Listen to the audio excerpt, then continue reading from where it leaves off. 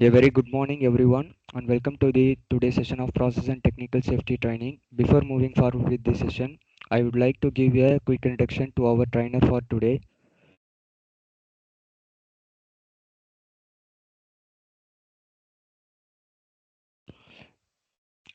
Meet the trainer, Mr. Vinod M, Lead Engineer Technical Safety. Mr. Vinod has 10 plus years of work experience in oil and gas and chemical process safety engineering. Key areas of expertise: petroleum production technologies and major process fire protection philosophy, HSE and SD philosophy, HAC, Hazard, QRA and risk-based production audits. Thank you. Without further delay, move to the session. Sir, kindly take over the session, sir. Okay, so welcome you all and thank you for joining this session. So today we will be having the training on QRA and FERA. Just to expand, so QRA means quantitative risk assessment and FERA is fire explosion and risk assessment. So the training topic that we'll cover today is what is QRA, industrial accidents that shaped the process safety domain, then QRA methodology, risk assessment criteria, alarm, hazard identification, consequence analysis, frequency analysis, and risk analysis and risk assessment, softwares that we generally use for carrying out the study, and the prerequisites that we have to have before we start the QRA modeling or QRA study. Then FERA methodology, part found methodology, leak frequency and event frequency, outcomes from FERA, applications of QRA, and then some useful references that we have for QRA, and then we will just go to a practical exercise using software Aloha. I hope all of you got the Aloha download link so that you can no, you can just keep it ready when we go to that exercises. Okay, so we'll start with the definitions. So what is a hazard?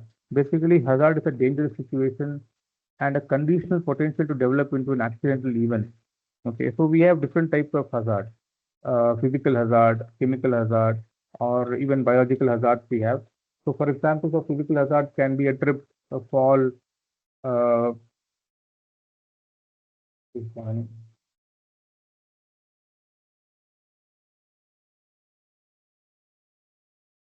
okay, noise, cold.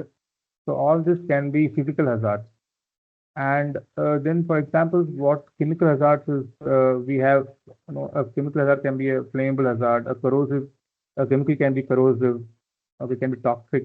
So all these are, we can say, are chemical hazards. We also have something called biological hazard.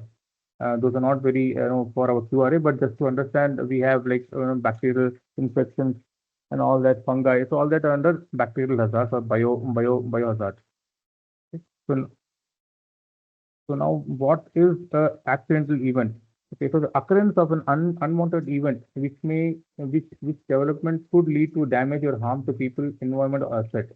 Okay, so basically, if you see, a hazard is there in all the activities that we do. Okay, even if we ride a car or or we walk or we go to some place and we work at height. So we always have some hazard associated with that activity. Okay, but the hazard getting realized into accidental event that could actually lead to a damage to people, environmental assets is called an accidental event.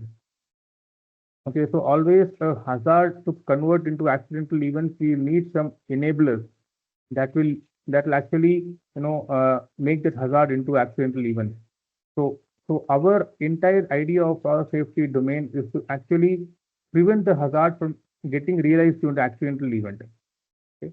And team, any doubt if you have or if my voice is not audible, you please stop me and just inform me so I can correct myself. Or any doubt, you can stop me and we can have a discussion there itself. Okay. And now going to the risk part. So what is the risk? Very important part. Okay, what is the risk? So risk is basically consequence multiplied by the frequency. Okay, what is the impact and at what frequency is that impact expected to happen? Okay, so that is called a risk. Okay, now why do we do a risk calculation is that, see, when we do a consequence analysis, okay, we see that any leak or a rupture can actually lead to a lot of consequence. Okay, for example, explosion. overpressure can reach up to 5 kilometers. Okay. But when we are working in a plant, we cannot protect the entire 5 kilometers. Okay. We cannot have a space that is entire 5 kilometers only dedicated for the plant. So we have to have a pragmatic approach where we also see the frequency of that accident, and then we have the risk. Okay, for example, see when we drive a car, we always have a possibility of getting involved in accident. So does that mean we don't drive the car? We do drive the car because the frequency of a car accident is comparatively less, and if we have all the protections in place, then the risk is subsequently less. Okay. So what is the risk and what benefit that we reap? So that somehow we have to have a give and take for this. That's why we always talk about risk and as a product of consequence and frequency. Okay. So what are probability? So probability is the likelihood of occurrence of an event. Okay, a failure, a leak, an intervention of safety device. Okay, and ignition of flammable cloud. So what's the probability of that happening? Okay, for example, just to give you a bit more brief on this. For example, a leak happens. What is the probability of that leak if we convert into an explosion or it will convert into a jet fire? So that probability is what we are saying a probability here in terms of in terms of QRA. Then consequence. Consequence is nothing but any leak, any rupture, or anything happens. What is the impact? For example, if a leak happens, you will have there's a possibility of a jet fire or possibility of toxic release. So this toxic release will have impact on the people, environment, and the property, basically or primarily on the people. So that's the consequence. That is impact distance of that leak that can actually harm the person. That is the consequence. And frequency, expected frequency of occurrence of incidental event or scenario. That is number of occurrences per unit of time. This frequency. Okay. I think we will see a bit more detail about this in the further slides. Okay, so what is a QRA? So QRA is quantitative risk assessment, is a systematic approach to identify hazards, evaluate the risk in order to incorporate appropriate measures to manage and mitigate the risk for any work process or activity. Okay, so again giving you some backdrop, we have different types of risk assessment. Okay, one can be a qualitative, one can be semi-quantitative. There's one more called semi-qualitative, and then something called quantitative. Okay, so to give you an example of qualitative, we will do some studies like HAZOP or FMEA or what if analysis. So all that we will be able to understand what is the hazard available, okay, and what is the consequence of that hazard and what mitigations do we have.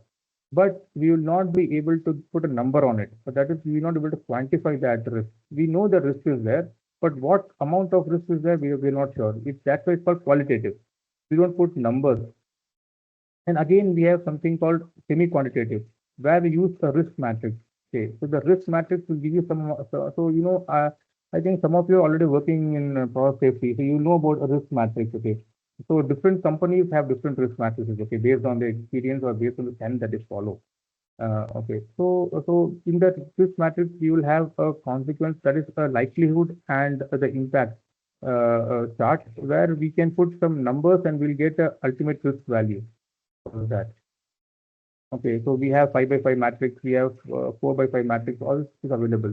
So that is called semi-quantitative.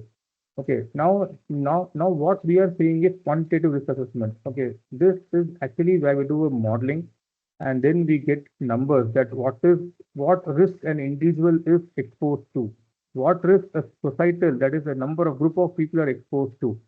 So ultimately, we will be when we do a modeling for the entire plant, we will be able to get some numbers for each area based on number of persons available, based on the leak scenarios available in that plant.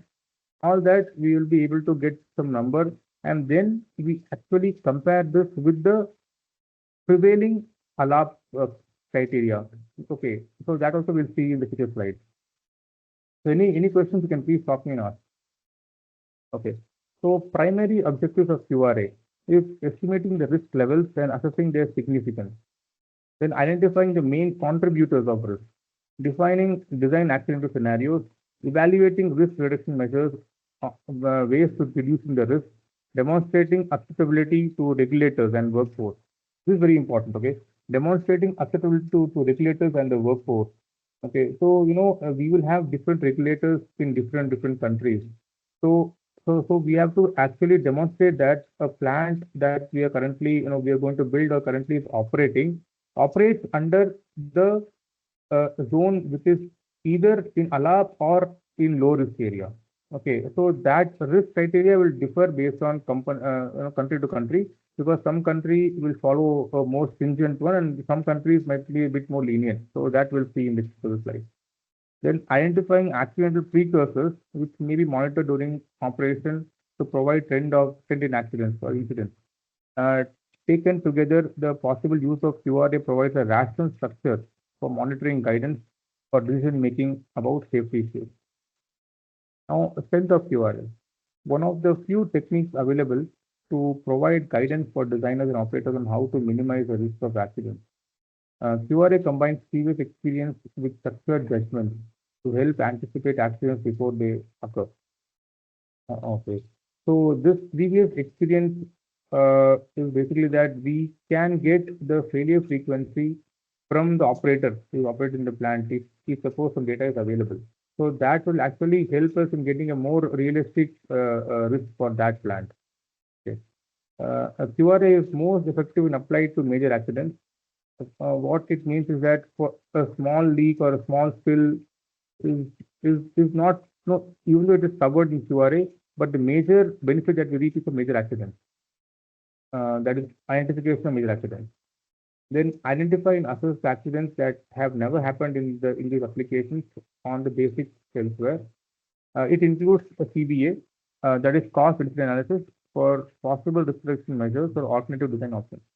So the last one is that um, to give you an example, if suppose offshore platform we say that we need there is explosion impact on the temporary refuge or on the mustard area, okay, but still we have space constraints. So what is the idea? We can actually provide a blast proof wall before the muster point such that the blast impacts are not going through going through to the muster area or the SIP or temperature refuge.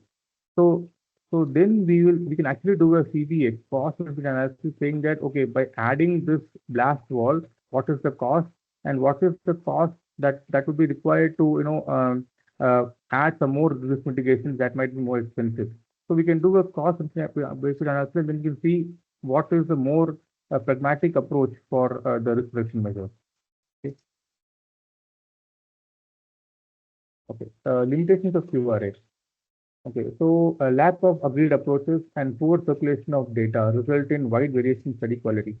Okay, so this is a very important point. When we do a QRA, we have to keep in mind that whatever input that we give to the software is what output that is. Okay, so if suppose to give you an example, if you are if suppose the plant and you are modeling all the leak sources in the plant, but the population data is not correctly entered, that is you actually enter a data that is lower than the actual, you will get a lower risk actually, even though the risk might be higher.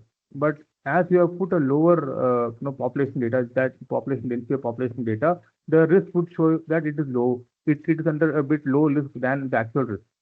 So what I'm trying to say is that the QRA is sensitive to the inputs that we give and also the approach that we take. Okay, because one more thing is that there are a lot of approaches that we use in QRA, and all these approaches should be kind of discuss with the client before, agree with the client before, and then we have to start the QRA.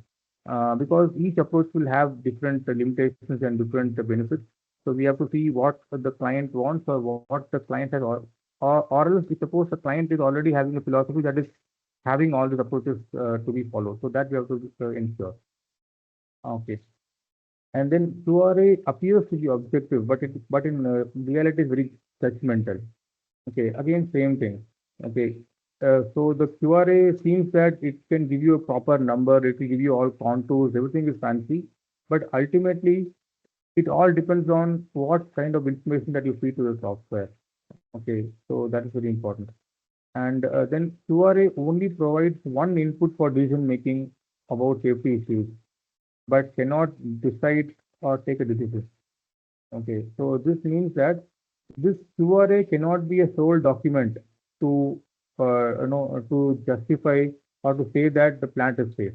This is one of the tools, one of the documents that is supporting document to say that the safety issues are under control. Okay, so we cannot rely solely on QRA report for the entire plant safety. Okay, so before we enter into the methodology, so let us, I think hopefully you would have all gone through or you would have come across the major accidents in the, in the world that has happened and that has shaped this domain. So we'll see Buncefield fire. Okay, so this Buncefield fire is basically, I think it's happened in UK in 2005. So there was a large vapor cloud explosion due to overfilling of tank farm, that is gasoline tank, and this explosion had caused a lot of damage to people, and there were some, there were 43 injuries in due to this explosion. Okay, so we'll see how it happened. Okay, so generally when you see when we have a tank, or for the matter any instrument or any equipment, we will have different layers of protection in that tank. Example BPCS, that is basic process control system. Okay, and then we will have the alarm system. Okay, and then we will have SIS, safety instrumented system, and then finally we will have, that is a tertiary, we will have a containment bund sort of thing.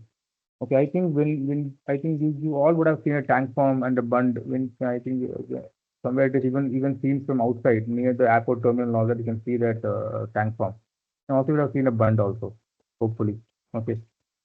So for those people who don't know what's a bund is basically a wall that is surrounding the tank to contain the leak or any spill.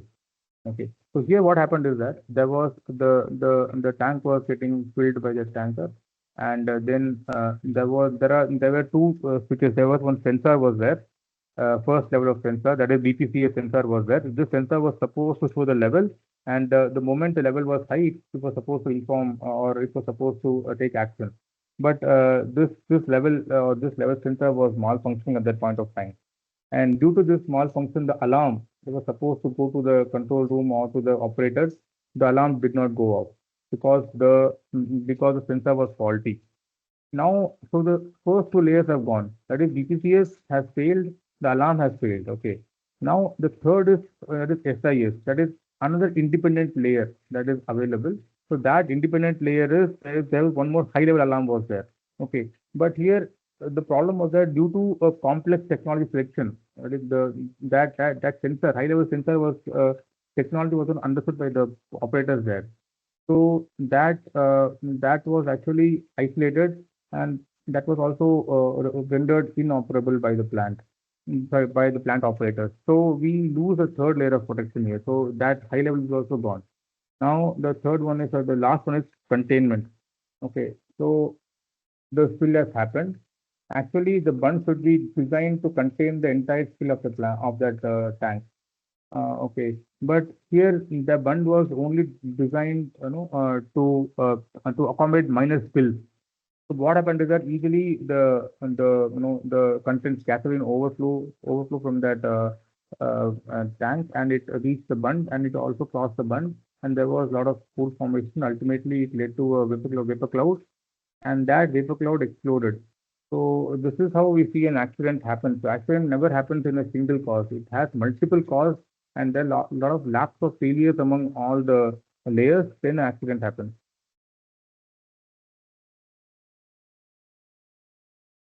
Okay. One more thing is Texas refinery explosion, and this also happened in 2005 in I think in USA. So here I'll just quickly go through this. Here a raffinate tower was there. I think it happened in the isome unit. So here also the same problem. There was a level was there, and there was another independent level transmitter was there. But here the problem was that the first level BTCS was malfunctioning because the calibration was wrong. Okay, they had calibrated it against a fluid that was of a different density. So the calibration of this level indicator was not done correctly. So the operators knew this, and so they thought that this is not functioning properly. So they kept on filling their tower. Again, the another layer of protection was another LT was there. This LT was faulty at that point of time. So again, now they have no means to measure the level. So the level went on, kept on going up. And during this time, there was a change in shift also. Shift change was there, and the person who was there in the previous shift did not give a proper handover to the person who was incoming, and so there was again a communication problem. So nobody knew what the level was.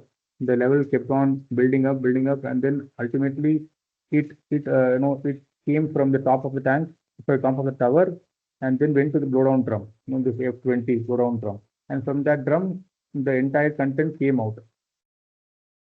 Okay. So this again, same as Bunfield, there was a huge explosion. The entire refinery, was reduced to nothing but rubles because everything was totally damaged, and there were 170 injured and 15 fatalities. Okay, so why I'm talking about this is that the explosion. So when we do an explosion analysis, or we have to always ensure that the occupied buildings, be it permanent or be it temporary, the occupied building should be always kept outside, the damage level explosion contours. Here, the problem was that there were a lot of office trailers were there that was nearby. There were placed inside the hazard zone, and all those persons who were there inside the trailers were the fatality. Okay, so this was an example, or this was an eye opener for the siting studies. That is called building siting studies. Just a quick recap. So same thing. So the contractor trailer was in the hazardous area in the tower field. The redundant high-level alarm did not sound. Level indicator showed incorrect level. Blowdown drum overfills with raffinate. Blowdown drum vents to atmosphere. Vapor cloud explosion, and then and one more thing that we can learn from is that, see, here the ignition was due to a vehicle that was parked outside the plant, and that led to when the driver started the engine, there was an ignition, and then the entire vapor cloud exploded. So now, if you see, if suppose this vehicle was not there at that time, possibly this entire vapor cloud might have dispersed slowly, and there might be no accident, or no, this damage was not caused. So here we have one more study called area classification, hack. Okay, if suppose the plant had done a hack study, they would have told that all the vehicles should be spark proof, and all that would have been recommendations from that study or from that layout. So that was another failing point. So see, a lot of layers have been compromised, and ultimately the accident has happened. Okay. This is the last one. I'll just quickly go through this. All this I'm showing just to just so that you can see the gravity of the impact of QRA, or impact of safety that we have in our life.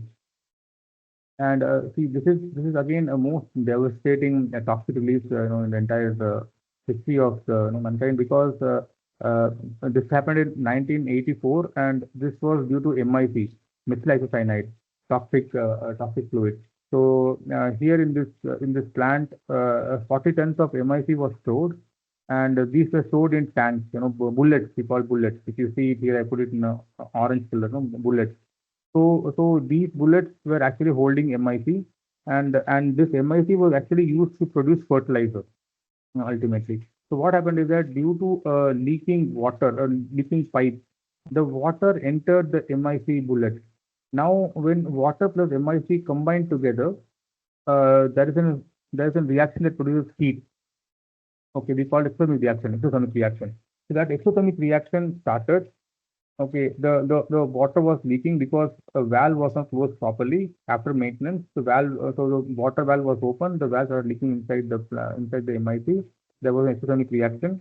This exothermic reaction caused increased temperature.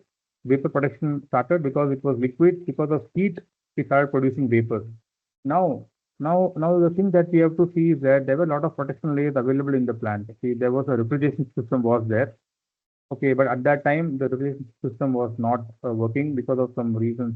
Okay, I think because the refrigerant was not available, it was not working. Then the second layer of protection was a scrubber. A scrubber was there. So actually, all this harmful vapors, toxic vapors, should have gone to the scrubber, and all of the toxins should have been scrubbed, and only pure gas should have gone out from the scrubber. But I think the scrubber was also out of service at that point of time. The flare was also bypassed. No, as a fine layer of protection, there was water curtain was there. Okay, because MIC, when we put water, it is supposed to not travel much distance. So the water curtain was not high enough for the gas. So see, ultimately all this layer failed. MIC is actually 2.4 times heavier than air. So what happened is all the gas went in a low level area, and because this happened in, I think, in early hours of the morning, so all the people were sleeping, and this entire this gas swept through the people's area, and many people died instantly in their sleep. So this was one of the problems. The other problem was the emergency response, because MIC was quite new to to India at that time.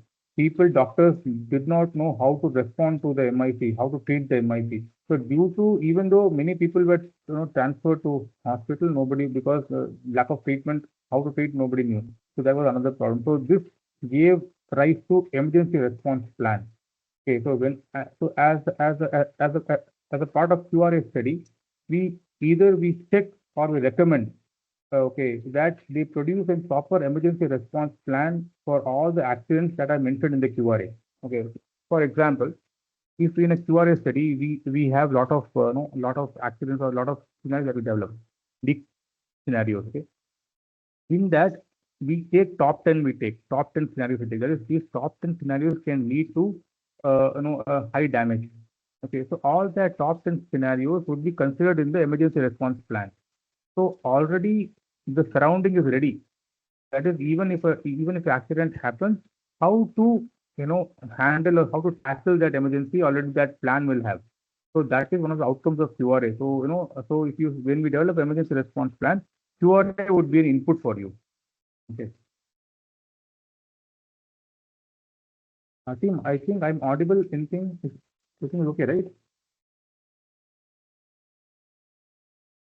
It's Yes, okay, sir. bro. Okay, thank you. Now coming to the QRA methodology. So the first one is to define the scope and the risk acceptance criteria. Okay, as I told you, we have to first put the scope, get the scope clear, and then we have to, first thing that we have to get cleared is the what is the risk acceptance criteria in that area or in the country. Then we define the hazards and define potential accident scenarios. Okay. And then we evaluate the consequence, then the potential action frequency. As we saw in the previous slides, multiplication or product of consequence and frequency will give you the risk. And then we evaluate the risk. Once we ultimately the QRA will give you the risk values. But now we have to evaluate that risk against the criteria, risk assessment criteria. So then we evaluate the risk, and then if suppose we feel that the risk is higher than the acceptance criteria, then we provide a risk reduction control. Okay. Here the thing is that if suppose the risk is going beyond, if suppose the risk is in a low, I mean a low risk region, then generally the recommendations would be mostly administrative control. That's all. That prepare permit to work. All that would be the major things. But if you see that it is in ALAP region, okay, that is the risk is there, but it is at a level such that it can be tolerable. So that at that point of time, we will add some more specific recommendations so that the ALAP is properly justified. So that's how I, at least from my perspective, I give recommendations for a QRA report. Okay, define scope and risk assessment criteria. So define the scope boundaries for project to carry out the risk assessment. This you will mostly get from the client side, that what is the scope. You establish boundaries, and then you define the risk assessment criteria. So actually, this assessment criteria is basically defined based on people, environment, and assets. So these three are taken into account. Okay. So how do we do it? So basically, it is company or corporate HSC culture and the guidelines, local laws and regulations in the country, literature or reference guidelines, and achieving a balance between safety, cost, and project management. Okay, so this is a very tricky part is that when we do a QRA study, whatever recommendations that will have cost implications would be strongly rebuffed by the project team, because we have to ultimately justify why this is required, because everything is money ultimately. Everything comes with a cost. So we cannot actually gold plate the entire plant. We have to do a QRA in such a way that whatever recommendations we give are actually implementable, and also such a way that the cost also taken into account. We cannot give a random recommendations that will increase the cost, but for that cost, the amount of safety that we receive is less.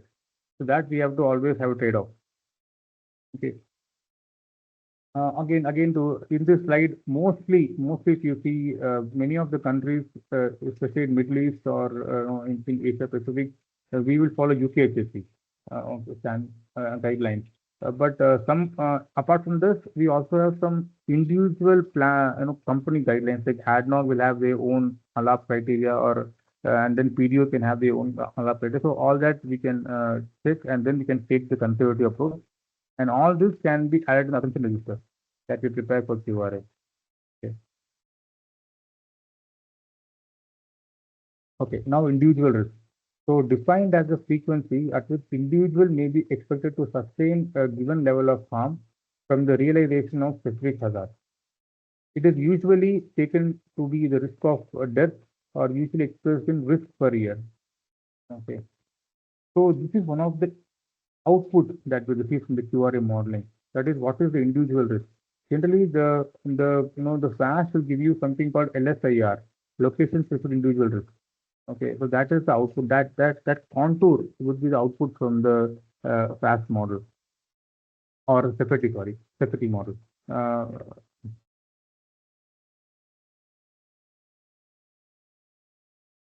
so here, if you see, you can see different contours, right? So that red color contour is 10 to the power of -6. Then blue color contour is 10 to the power of -7. So it means that there is a possibility of a person dying every 100,000 years. That is -6, right? So this is the individual risk probability. So all the software models that we use for this will give you will generate a contour like this, and then you have to evaluate the contour. Okay, -8. All that this contours it will be given to us.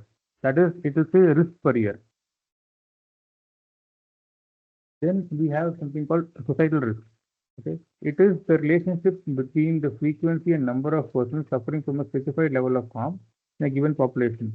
Okay, it is usually referred to the risk of death, or usually expressed in risk per year. It is This is an F1 curve. Okay, generally, if you see, societal risk is given in an F1 curve. F1 curve, that is expected fatality and frequency. That is frequency of death here.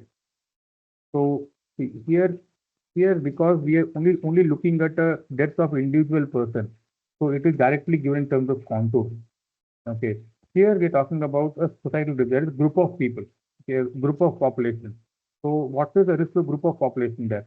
For example, we can say in a particular plant, there are some operators working there. Say 10 operators in a particular plant. So what is the society? What is the risk for the group of people? One thing. Apart from that, outside the boundary. So whenever there is a plant, there may be some population outside the boundary also, right? Outside the plant fence. So there may be a lot of people working on, some houses might be there. Some people might be staying there. So that is also we have to see that outside the fence, how far the risk is there, and is that risk also under alarm? Okay, because suppose some problem happens in the plant, the persons who are there inside the plant are already trained to handle that. But the persons who are outside the plant they have no idea. So this individual risk is generally used to check the persons inside the plant, and the societal risk is generally used to see persons who are outside the plant. Okay, basically a group of people. Okay, any doubts or anything to be asked in this one? Please? Anybody can ask some questions till now. Anything that you want me to repeat, or anything you want me to again tell you, or you want some more clarifications, can come out now.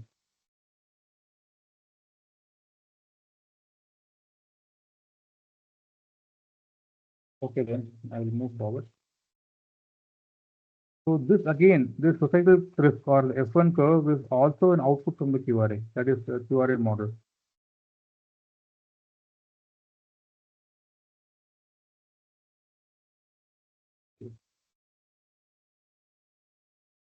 So this is the ALAP chart. Okay. Here we are saying that this red color region is unacceptable region. Then the orange or you say kind of yellow is the allowed or tolerability limit. And then desired target, this is green. Green is broadly accepted region. So this is how the allowed. I'll just go in the next one. This one will give you a better idea. This is from the UKHSC guidelines. So here we are saying that any risk that is above 10 to the power of minus 6, that is minus 7, minus 8, minus 9, so forth, this would be broadly acceptable. We don't have any problem. We are okay. Okay, we will be only going with relevant good practices. That is, we have to have permit to work, we have to have SOPs, we have to have maintenance procedures, all that would suffice for this. Now, next one is ALAP, tolerable. So this is saying we are saying minus 4 to minus 6.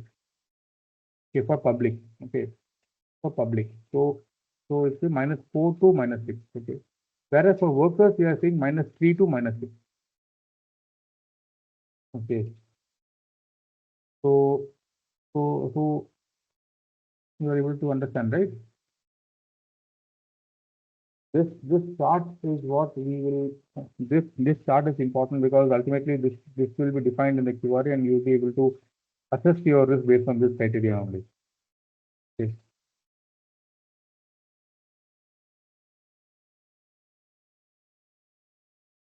This again is the same. This is how we get the F1 curve. This is a snap from the F1 curve. So F1 curve is again a different interpretation of the ALAP chart. The only thing is that we'll also have number of fatalities in the x-axis. Okay. So team, I assume there's no question, so we'll move forward. Okay. Now methods to identify hazards. So we have methods to identify hazard, hazard, FMECA, what if checklist method. There are other methods that we have more methods as well. These are primarily used. Okay. So now we have to identify the hazards and define the potential accident scenarios. Okay. Now in a plant, the moment we get the P&IDs, we get the heat and mass balances, and we get the process parameters, we get the plot plan. So all that we have got, and we also get the inputs like hazard report, hazard report, all that we can get. Those are the inputs that we generally require to carry out a QRA. So once we get all this, we will first see the types of hazards that are available in the plant. Okay. So there can be flammable hazard, there can be toxic, there can be congestion in the plant. The plant may be congested. So if suppose the plant is more congested, then the possibility of explosion is high. Okay. So all these kind of things we have to first analyze. Okay. Then the phase of release. Is it a gaseous? Is it liquid? Two-phase release? So all this we have to categorize. Okay, because all this would be input to the model. And then a release energy can be in the form of pressure waves or heat radiation. This we have to see. That is, we are trying to analyze for in that plant that what all can happen in the plant, what all can go wrong, or if suppose this happens, can it form a flammable cloud, a toxic cloud? Can it lead to explosion? So all that we are trying to analyze here. Okay, the following steps can be used to define and further model the impact. Okay, so the thing is understanding the representative fluid and characteristics, review the P&ID plot plan and design documents, understand the plants and items fully, and determine the leak sizes or the hole size. Okay, estimating total available hazard inventory in case of loss of containment, estimating potential release rate, selecting the final state of fluid, developing the scenario and selecting consequence modeling methods, and evaluating the consequence effect in terms of area given by damage. Okay, so here the one more thing that you have to really see is the leak sizes. Okay, in general, if you see, we will model a small leak, a medium leak, a large leak, and a rupture. A small leak can be, say, 5 or 7 mm. A medium sized leak can be 25, 30, 22 mm. And then a large leak can be 100, 150, 100, 150, and we can model a rupture as well. Okay, so we model all these leak sizes and for a single scenario. That is, for example, if you put a plant in a separate section, isolated section, then we will model all these leak sizes. Okay, in the model. Now this leak sizes depends on, again depends on the company and the prevailing standard. Some will go for say 7, 22, and 150. That's all. But some will say, we need 5, 7, 22, 50, 150, and rupture. So it all depends on the assumption. So all this has to be finalized in assumption register. Okay. So when we do a QRA study, we have the scope. The scope is available. Now, if you see my previous slide, I have told that we have to have understanding, or the approach should be free before we start the QRA. So this approach is what we are going to do is called assumption register. So we will put all our assumptions inside document, that we will be using this fluid, we will be using this pressure, we will be using these leak sizes, allow criteria. So whatever is the basis that you're going to do for the QRA study should be in the assumption register, and this assumption should be actually sent to the client. Preferably, we should get it approved by the client before start the modeling. That is, we have understanding now that what approach, because why? Because in that frequency also we have a lot of database there. We have database. For example, we have Purple Book. Okay, we have EGIG database. We have Finter. We have OGP. So what database is we are going to use is actually, and we have to decide before that QRA study. So all this we put in assumption register. Okay. Anybody here has worked on QRA and prepared assumption register? Because you have some understanding about assumption register if you're prepared.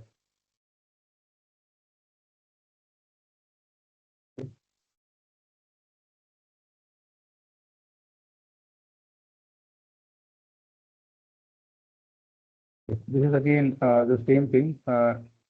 Important characteristics for fluid to know: hazardous characteristics, toxic or flammable, boiling point, if it's high or low, then gas buoyancy. See here, I just spoke about Bhopal gas tragedy. In the Bhopal gas tragedy, if suppose the gas or the MIC was not heavier than air, then it might have dispersed in the atmosphere and might not have reached the persons who are, people area, that is, people settlement, because it was very heavy. The entire gas slumped down.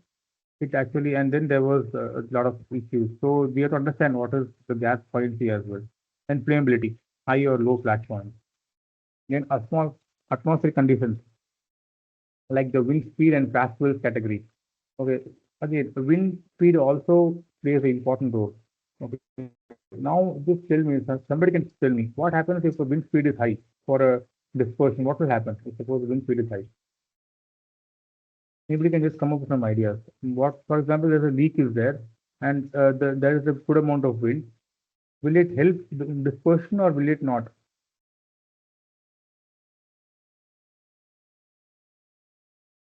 Okay. Anybody can answer this? It will increase the dispersion. It will increase the dispersion. Yeah, correct. So the thing is that if suppose we model the simulation with a different wind speed. Okay, at low wind speed, what will happen is that the dispersion will not get carried away air. It will be still staying there as a cloud, and then at the moment the ignition happens, it can lead to a flash fire or explosion depending on the quantum of inventory available. But if suppose there's a good amount of speed, then what happens is that there will be some movement of air, there will be dilution, and then the cloud will not be there. It will just move away. So we have to also take into account the wind conditions as well. So again, generally we will model 2F and 5D. Okay, that is 2 meters per second and then 5 meters per second. That is the wind speed we are saying. Okay.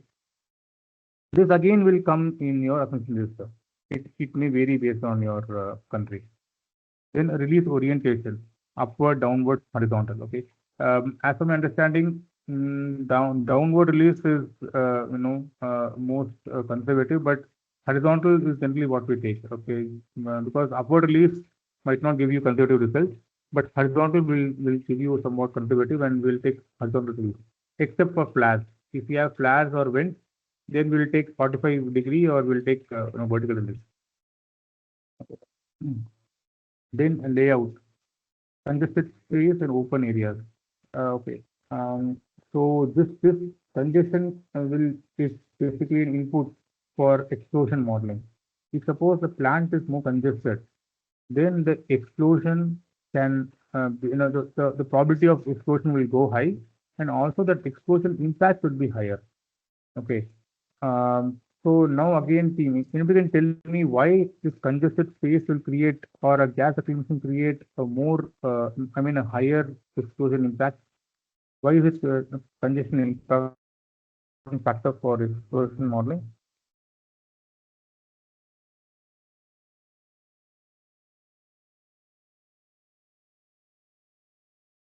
Anybody? The congestion will lead to some pressurized explosion, so the shock waves will improve due to congestion. If it is less congestion, the dispersion will take place and the explosion pressure wave will be less. Yeah, correct, sir, correct. So basically, what we're trying to say is that congestion, there's a congested space in your plant, so there will be gas accumulation in that plant, and what will happen is that there will be higher amount of flammable or explosive inventory available for you. Okay, and then there are concepts called deflagration and detonation. Okay, so this is very important. So see, if you have a right amount of, that is, if you have high amount of flammable inventory inside the congested space, and then an ignition happens, then that is called detonation, because the moment an ignition happens, there will be so much amount of flammable inventory or explosive inventory, so that there will be a rapid flame front that will be going, and then that will create an explosion, and that will have pressure waves as final output. Whereas if you don't have congested space, for example, then there's a gas accumulation. What will happen is that the amount of explosive inventory will vary, because there's no accumulation of gas, there is no congestion. So even if an ignition happens, there will be a deflagration. Okay. Again, a deflagration is something called in deflagration. The flame front, the moment we ignite a flammable cloud, that fire will consume all the explosive material. Now, if that is consuming at a subsonic speed, then it is called deflagration. At the same time, if suppose there is a lot of inventory available, it is going at a supersonic speed, then it's called detonation. Okay. Now now the deflagration will has again two different things. If suppose a deflagration is happening, can lead to two outcomes. One can be a flash fire. Okay. Uh, there will be a fire and then will be put off. It's called flash fire. Okay. One more thing can happen is that there can be a low range explosion. That is, explosion will happen, but the pressure waves will not travel very far or will not be very strong enough. Okay. So these two can be an outcome, and this outcome will depend on a lot of factors again. Okay. And generally, and again, open areas. See, this we can make an assumption. There are two approaches that we follow in QRA. One is that we model explosion. What the software is doing is that the software will model explosion, assuming that the entire plant is congested in some pockets. I mean, it will just equally space the plant, and it will assume some congestion, and it will give you the overpressure result. Okay. Otherwise, we can do one thing is that we can define congestion areas, and then we can ask software to model only those areas for explosion. Okay. So now, if you ask me, from my opinion, if you ask me, when you do a greenfield project, or when you do a feed job where the plant has not yet commissioned or is not yet constructed, then we can go for the worst case. We can model VC, that is, we can model UVC, unconfined vapor gas explosion, because the plant is not built till now. We still have space to make changes. We can still change the fence, all that. Now, at the same time, if you are currently doing a QRA for an operating plant, okay, that is the current operating plant, then we can actually we can get their plot plan. Then we can see the congested areas, and then we can model explosions only for the area that is congested. Okay, this is how I approach. This can differ. Okay, I will show you my area. Then the release location. So unexpected jets or fire impingement, buried pipelines, underwater pipelines, and domino effect. Now, this is this is how it's called event tree. Okay, so this is an example of event tree. So we can go in future slides also.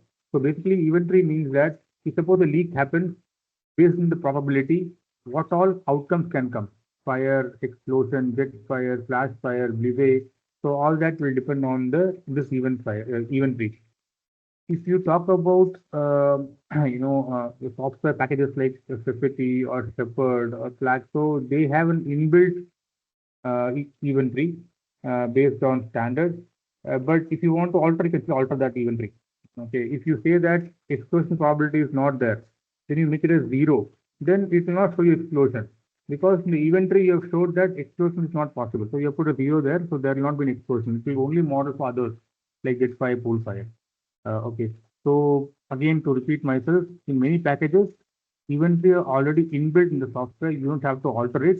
But in rare cases where you have to alter it, you can alter the event tree and then it will accordingly model. But before making it changes in the event tree, we have to have the justification or the proof why we are doing it. Because any change from default settings of the software, we have to have some justification. Okay, this is an example of a fault tree analysis. Okay. Fault tree is kind of a different version of event tree, but the only thing is that in that event tree, that event has happened, and now we will see what are the impacts. Fault tree, we will see what are the reasons for that event to happen. Okay. Give you some more idea. I think you would have heard about this bow tie analysis. In bow tie is nothing but a combination of fault tree and event tree. Okay. Anybody of you have seen bow tie analysis, or have come across the term? Yes. Yes, okay. So in a bow tie, there will be a major top event. So first there will be a fault tree. So the fault tree will show that how this top event has been arrived, or how the top event can happen. What all faults can lead to a top event. Then there will be an event tree. Now now that major event has occurred, now what all can lead after this? So that's the bow tie. Now to evaluate the event consequence and effect. So we have a scenario. Okay, so just to see, we will first identify the hazards. We will develop accidental events. This FTA and ETA, again, these are generally done in the software packages. We don't do it manually, okay, unless it's required. So it's all covered in the software part. Okay, uh, and uh, uh, and then we put a scenario, that is leak scenario for rupture. We put a leak scenario, all that will develop. Then we'll develop confidence. Okay. Now we will evaluate the event consequences: pool fire, jet fire, flash fire, VC, blizzard, and liters of plastic gases. Again, let's quickly go through this. So, what is a pool fire? So, a pool fire is a turbulent diffusion fire burning above the horizontal pool, vaporizing hydrocarbon fuel, where a fuel has zero or low initial momentum. So, a pool fire is mostly, as you know, it is for liquid hydrocarbons. So for all those which have the pressure is low, consider the pressure is low, and then leak happens, it forms a pool. Okay, so that's called a pool, and then the pool will be formed, and then on that there will be a fire on the pool surface, pool fire. And then something called jet fire. Jet fire or spray fire is a turbulent diffusion flame resulting from combustion of fuel continuously released with some significant momentum in the particular direction. Jet fire can arise from release firing gaseous, flashing fluids and pure liquid inventory. Okay, so jet fire is mostly a precisely suppose the inventory is under high pressure, when a leak happens, jet fire is the most credible possibility, especially for gas.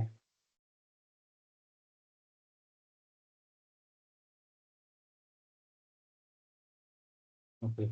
Now a flash fire.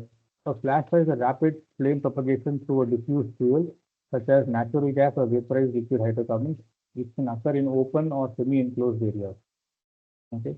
So the flash fire is characterized by their short duration, typically lasting less than 3 seconds, or generate intense heat and potential traffic burn. As I told you sometime back, any cloud that can form, if it is if suppose it does not have enough inventory or enough explosive material to sustain an explosion, then there will be a quick flash of fire, and it will diffuse better.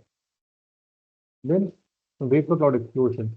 Explosion resulting from ignition of a cloud of vapor, flammable vapor, gas or mist, in which flame speed accelerates to sufficiently high velocity to produce significant overpressure. Right? As I told you, right, this flame speed. So if suppose the flame speed is higher, so has a supersonic speed that is no greater than speed of sound, then it can lead to a VCE, which is subsonic deflagration, cloud fire, or a low intensity explosion. Then boiling liquid, evaporating vapor explosion, sorry, expanding vapor explosion.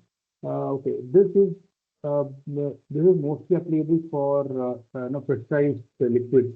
We can say any pressurized liquid or LPGs or LNG. So this is a possibility. Any of you have come across this Blige explosion in your idea you have how a Blige happens? This is again explosion only, but the phenomena is quite different. Different. Anybody have any idea about Blige, how it happens? Anybody can just give me some random answers. It's okay. You have some try here.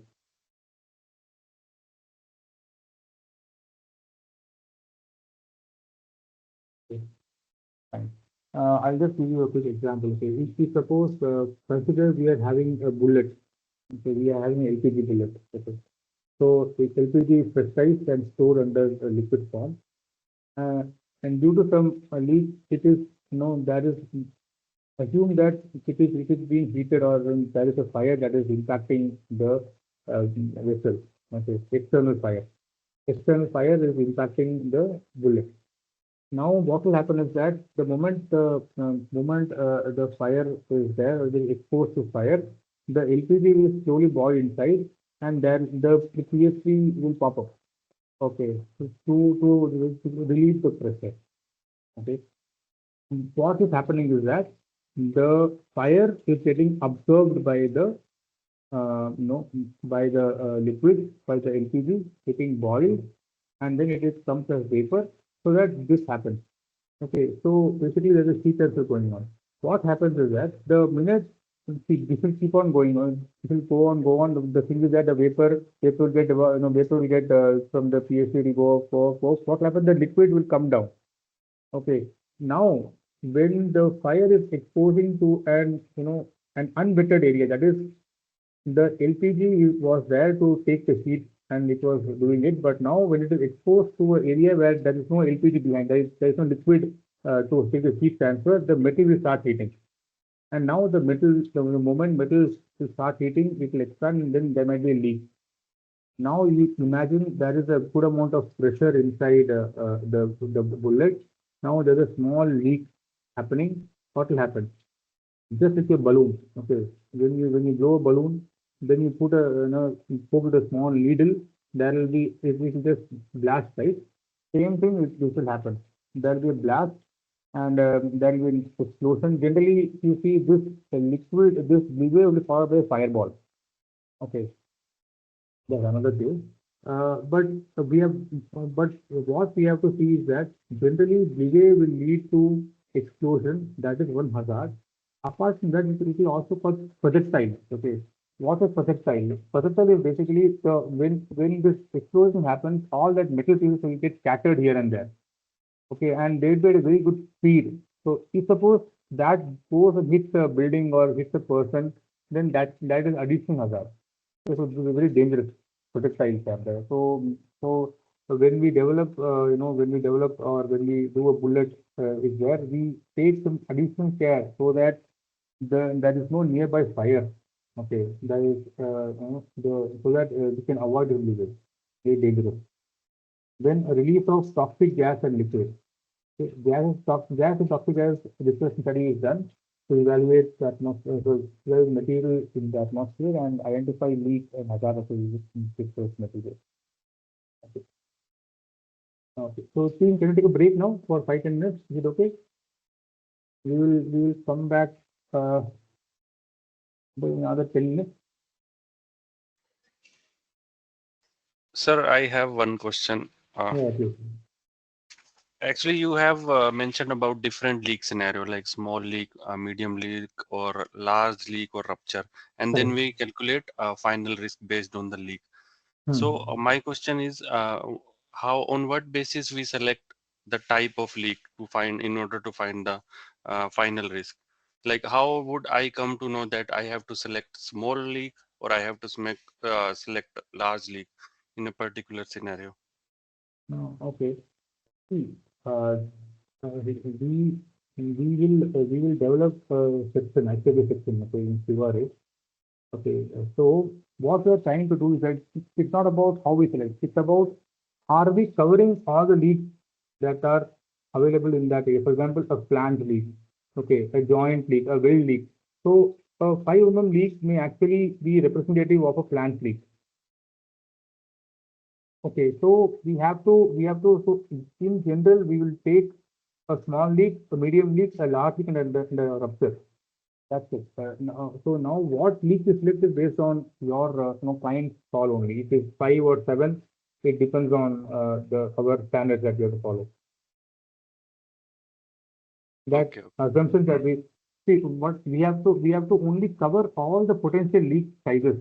Okay, a small leak, a plant leak, or as I told you, a seal leak. So all that can be we can say a small leak. Then there even tapping is there. No, we have instrument tapping. So that tapping leak can account for another leak size. So we're trying to see that all potential leakages are we able to cover it in the QRA. So what we're doing, we cannot go one by one for each location. So what we are doing, okay, we'll generalize. We'll take one small leak, we'll take a medium leak, we'll take a large leak, and then we'll go for a subset case. That's all. This leak size will depend on your assumption as to what you do. If you ask me, I will what when I work for PDO, we'll use 7, 22, 100, and 150. These we take.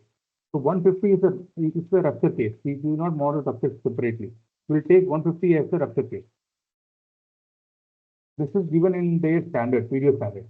So similarly, if you go for ADNOC, they have given their standard. So it's based on company specific standards that's required. In general, we have to cover all leak sizes, that is small, medium, and large. That's all. What leak you take is based on your standard that you follow. Actually, let's say if small leak, then the Hmm. risk value would be lesser, like 3 or 4. But in case of large leak, the risk value would be higher. So which risk value we will take? No, no, Hmm. no, no. See, that is not the case. See, as I told you, as you have got it rightly, consequence multiplied by the frequency, correct? Now you Okay. tell me, now what happens is that a small leak, the consequence would be less, correct? Because small leak, consequence is less, but the frequency is higher. A small leak happening has a higher frequency, say 10 to the power of -2 or -3 frequency of the leak. Whereas if you see again, opposite side, a large leak or the rupture can cause a lot of consequence, whereas the frequency is very less, -6, -7. Okay, are you able to understand what I'm trying to say?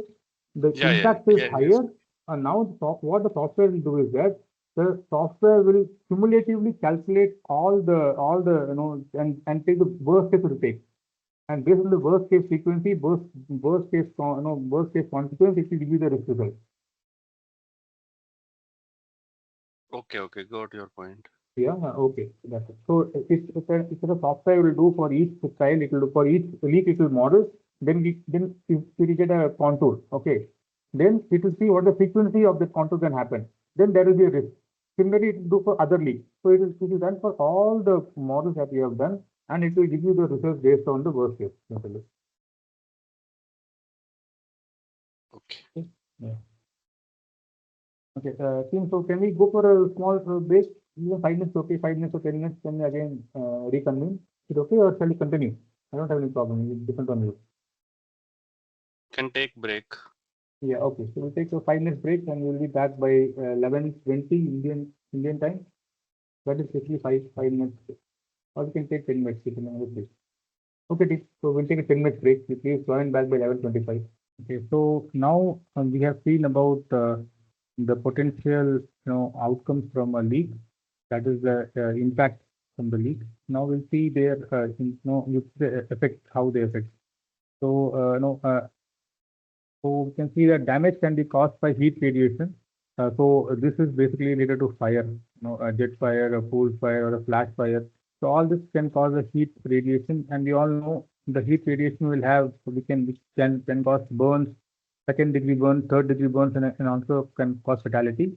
So that is a heat radiation. Then explosion.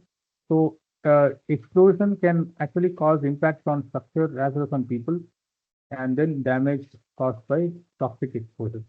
This is toxic release. So we can say ammonia, H2S, carbon monoxide, carbon dioxide, all this can, are toxic, they are toxic. So effect of radiation. Okay, so again, see all this impacts like 1.6 kilowatt per meter square. So this kilowatt per meter square is the unit defined for the radiation. 37.5, 12.5. So all this radiations are we have to input, or it is already default is there in the software. So we have to say, for example, at 4.7 kilowatt, we can say the fatality is 1%. Okay, then we can say at 12.5, the fatality is 50%. Then above, the fatality is, let's say, 100%. So once we define the fatality for each of the thermal radiation, the software will calculate. See, in the software, we define the leak scenarios. Okay, like we will give the first parameters, temperature, pressure. We will give the inventory calculation. That is how much inventory is available. What is the fluid that is to be released, leak sizes, frequency. All that we will give as input. Okay, I'm talking major inputs. There are many others, and apart from that, we'll also give input for the population. Okay, so in a running plant or a facility, we will get the population from the client, and we will put the population. That is, we will put number of people. We will plot it in the entire plot. If, for example, inside building, we can have 10, 20 people. Outside, we can have some few people. So we will plot the population, or we'll put the population density in the software. Now, what the software will do is that based on our criteria, what we have told the software is that at 4.7, that is 1% fatality is possible.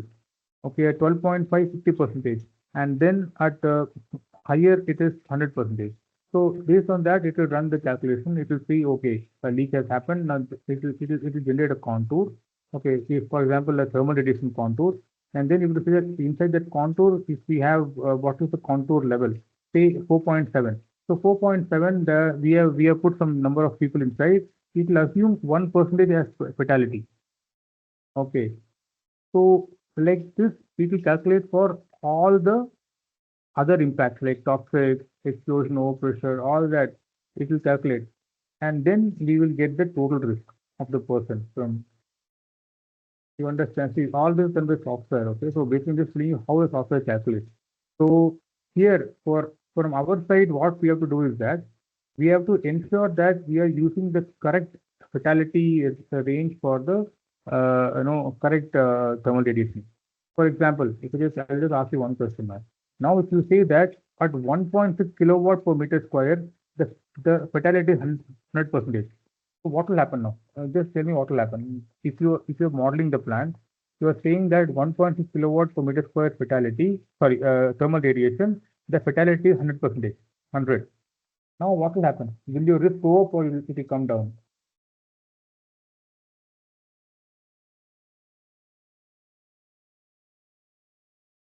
See, I'm again repeating my question. Okay, thermal radiation due to jet fire, pool fire, or blue wave, or flash fire. Okay, we are saying software. We are saying software that 1.6 kilowatts per meter square will cause 100% fatality. Okay, now the software does the modeling. Okay, we have already given the population inside the plant. At this radiation level, what will happen? Will the risk go up or the risk come down? Individual risk. Any idea? Any answers from your side? What will happen?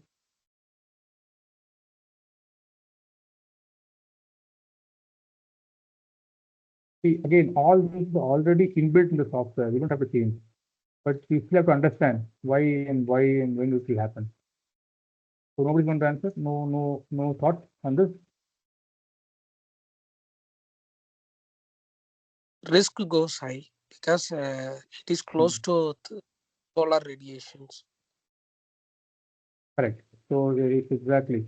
So the risk will go high as so because when a leak happens, the thermal radiation of 1.6 is the biggest contour.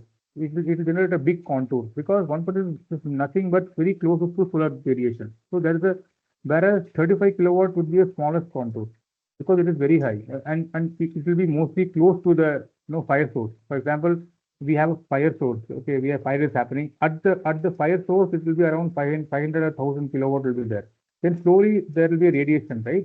So 37 kilowatt would be the smallest contour. Then 25. One foot to the largest contour. Okay. Now what the software assumes is that in this largest contour, all the persons who are there are totally fatal. 100% is fatal. So the risk will be very high. Okay. So this is how software calculates. So we have to give proper input to the software. See, again, all these are basically inbuilt in software, but still we have to understand why and how it works. Okay. Same goes for overpressure also. So we have overpressure impact 1.7, 0.3, 0.2, sorry, 0.1. So for different overpressure impacts, we will have different consequences. So for 0.01, there will be only crack in glass, then shattering of glass, then minor steel frame might be damaged. Same chart is also available for humans also in terms of fatality is also available. So we have to use that and then we have to do the risk modeling.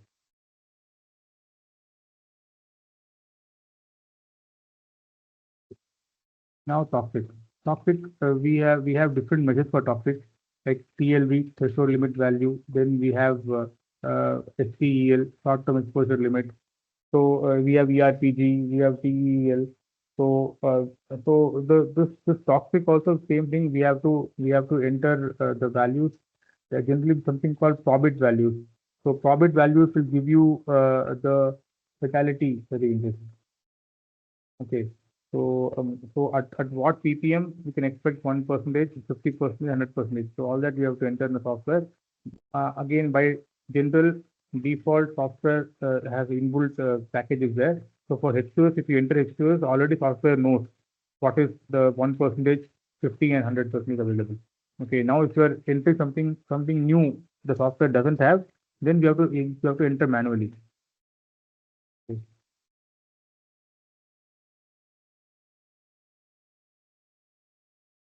Then on the next part, see, till now we have seen the consequence part of it. Okay, I will also explain about overpressure, right? Okay, so okay. In our different simulation packages, we have different methods to calculate the overpressure. Okay, we from the with respect to fast, we have a TNT method. Then we have PNO multi-energy. Then we have DST method, Baker-Philip and Tang method. Okay, so these methods are developed by different organizations or different persons. Okay, so the model assumptions are different. Ultimately, that's it. And these are all empirical correlations developed by different persons based on their studies. Okay, so now TNT. So what is a TNT model? TNT is trinitrotoluene. Okay, when this FAST was or the FAST models or the simulation models were developed, close to 2005 at that time. So at that time, this TNT was the major thing that they had already. They had studies were there of TNT. That the TNT explosion is there. What is the impact? They already have a lot of studies were there. So they took that TNT. So what the model does is that, for example, if you are saying that if you are doing a modeling and then there is a flammable mass, it will calculate flammable okay, flammable mass, not explosive mass. You can. So, for example, you have 5 kg of explosive mass, sorry, explosive mass, okay, available. It will equate that 5 kg to TNT. So, what it will give is that it will assume that this 5 kg of explosive mass is equal to 5 kg of TNT, and it will give you the O pressure result. Okay, so because already they had enough data before to simulate using TNT. This used to give us a long distances. Those are very, very conservative. To use TNT, the explosion results are very high. Okay. Now, in recent days or recent updates of FAST, because when I was using FAST from version 6.5, the TNT method was there as a default method. Okay, by default, the software will use TNT method. But now, as the FAST model has improved, we have from version 9 now, FAST version 9. So that version 9 does not have TNT as default. It has TNO model as default. Because the likely reason is that TNT was giving very high results and it was generally too high for the industry.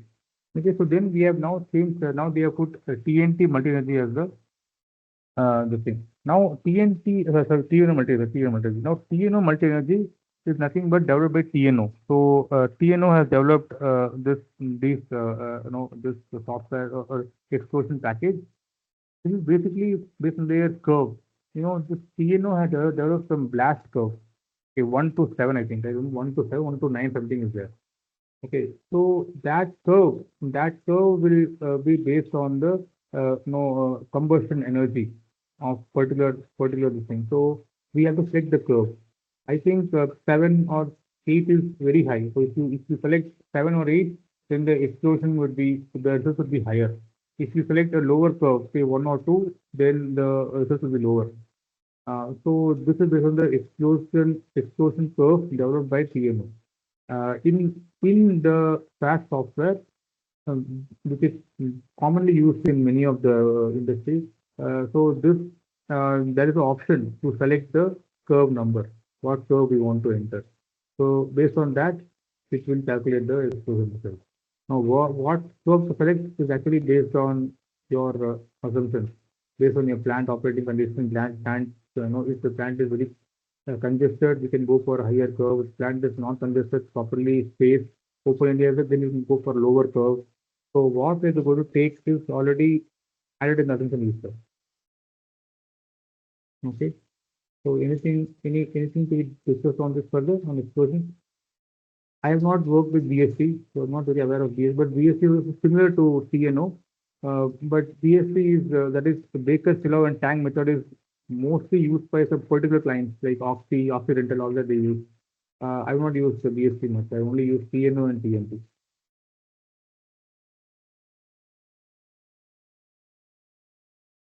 Anything else to discuss on this explosion thing? Shall I move forward? Yes, please.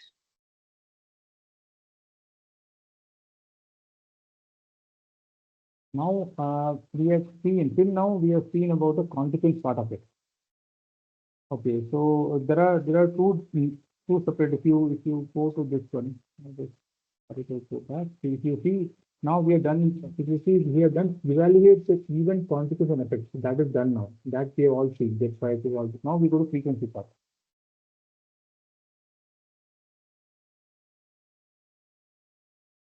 Now, yeah, data can be used to calculate frequency of initiating events, other outcomes, and severity of the consequence. So, how do we do the data frequency part? Basically, frequency is estimated using event tree and fault tree. Okay. This again, you see, very laborious. And in general, we will not do event tree or fault tree for normal projects. That is, if suppose already data is available, we'll go with the data book.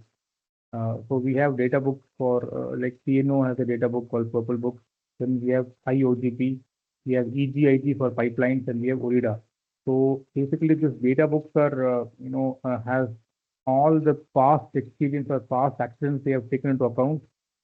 Different companies like Total, Mobile, Shell, from India, ONGC, everybody has formed association. Then they have had a meeting or association. Then they have developed this frequency data, and based on the past experience.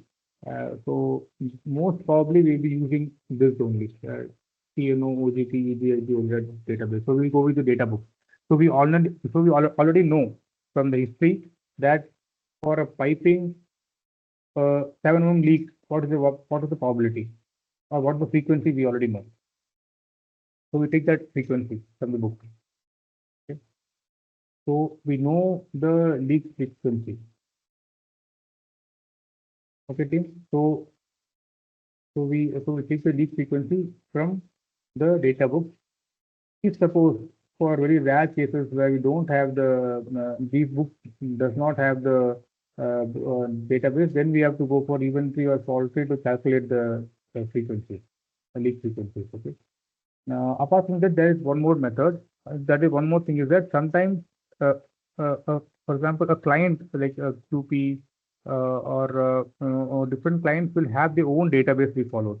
That is based on their own plans or on own specifics. They would have gathered leak frequencies. So we sometimes use that also. It is available. Okay. So again, frequency and confidence analysis results are combined in order to generate the numerical estimates of the risk. The consequence of interest in this context is to harm to people. Then, as I told you, same thing, risk is frequency and consequence. It must therefore address both frequency and consequence components to analyze the risk. The numerical estimate of risk obtained is necessary for people to be responsible for managing the risk to interpret. This is done by comparing the risk estimate to the risk tolerable criteria, based on which risk mitigation measures are suggested. This I already told you in the previous slide that once the risk values have been got or have been found from the simulation models, then we'll just take our alarm chart. We will see, okay, for example, my risk is 10 to the power of -2, for example, -2. So what is so tell me what is the risk level if it is -2 here? For example, my individual risk is -2, 1 10 to the power of -2. It will fall under which region here? It's -2. Intolerable. Correct. It is only intolerable. So now intolerable means we have to bring it down to acceptable. Now either if it is a design phase, we have to change the design, or we have to in terms of we have to provide better spacing for the plot plan. First step, you provide better spacing for the plot plan, or else you reduce the inventory available in the plant somehow. So all that steps you have to take. In terms of engineering change will be there. This is a major change. Okay. But and now if it is an operating plant, okay, now it's an operating plant, then we have to take into account all the safeguards available, and then we have to again rework the frequency. Okay, something we called is we put some modifiers in the frequency. That is, even though a base frequency is there, we will put some modifiers saying that okay, they have FNG system, okay, they have a planned maintenance, okay. So all that we will give them credit. Okay, see this is only done if our plant is in operating condition. Then they have an ERP. Okay, we'll take some credit for that. Okay, they have proper emergency response planning is there. So what we'll do is that we will actually that base frequency will be modified, take into account all the credits, and then we'll arrive at a revised failure frequency or a leak frequency. Okay, this is for already brownfield plant is available. Now for greenfield, it is better that we go for engineering changes and then we address the concern. Okay. If you ask me, when I do modeling for a greenfield, I will prefer to have that in the green area, that is -6 and above, -7, -8. Now you can ask me why is it required for a greenfield? See, when a greenfield plant starts, there will be no population around it because it's a proper greenfield. They would have taken a new plot and the population might be less around the plant. But once the time passes, there will be more population, more settlements coming in because the plant has started. So what happens is that your population is increasing, the risk will increase. Okay. Now, if you already have a greenfield project at 10 to the power minus 4, after 5 years, it will go beyond the allowed. It will go to intolerable region. Okay, for a greenfield. So what is preferred is that for a greenfield project, we keep the risk as low as possible, the starting point, and then of course, as the time goes, there will be more population. Then it will slowly fall into allowed. Okay. Am I clear now? Am I able to make sense here? See, you understand?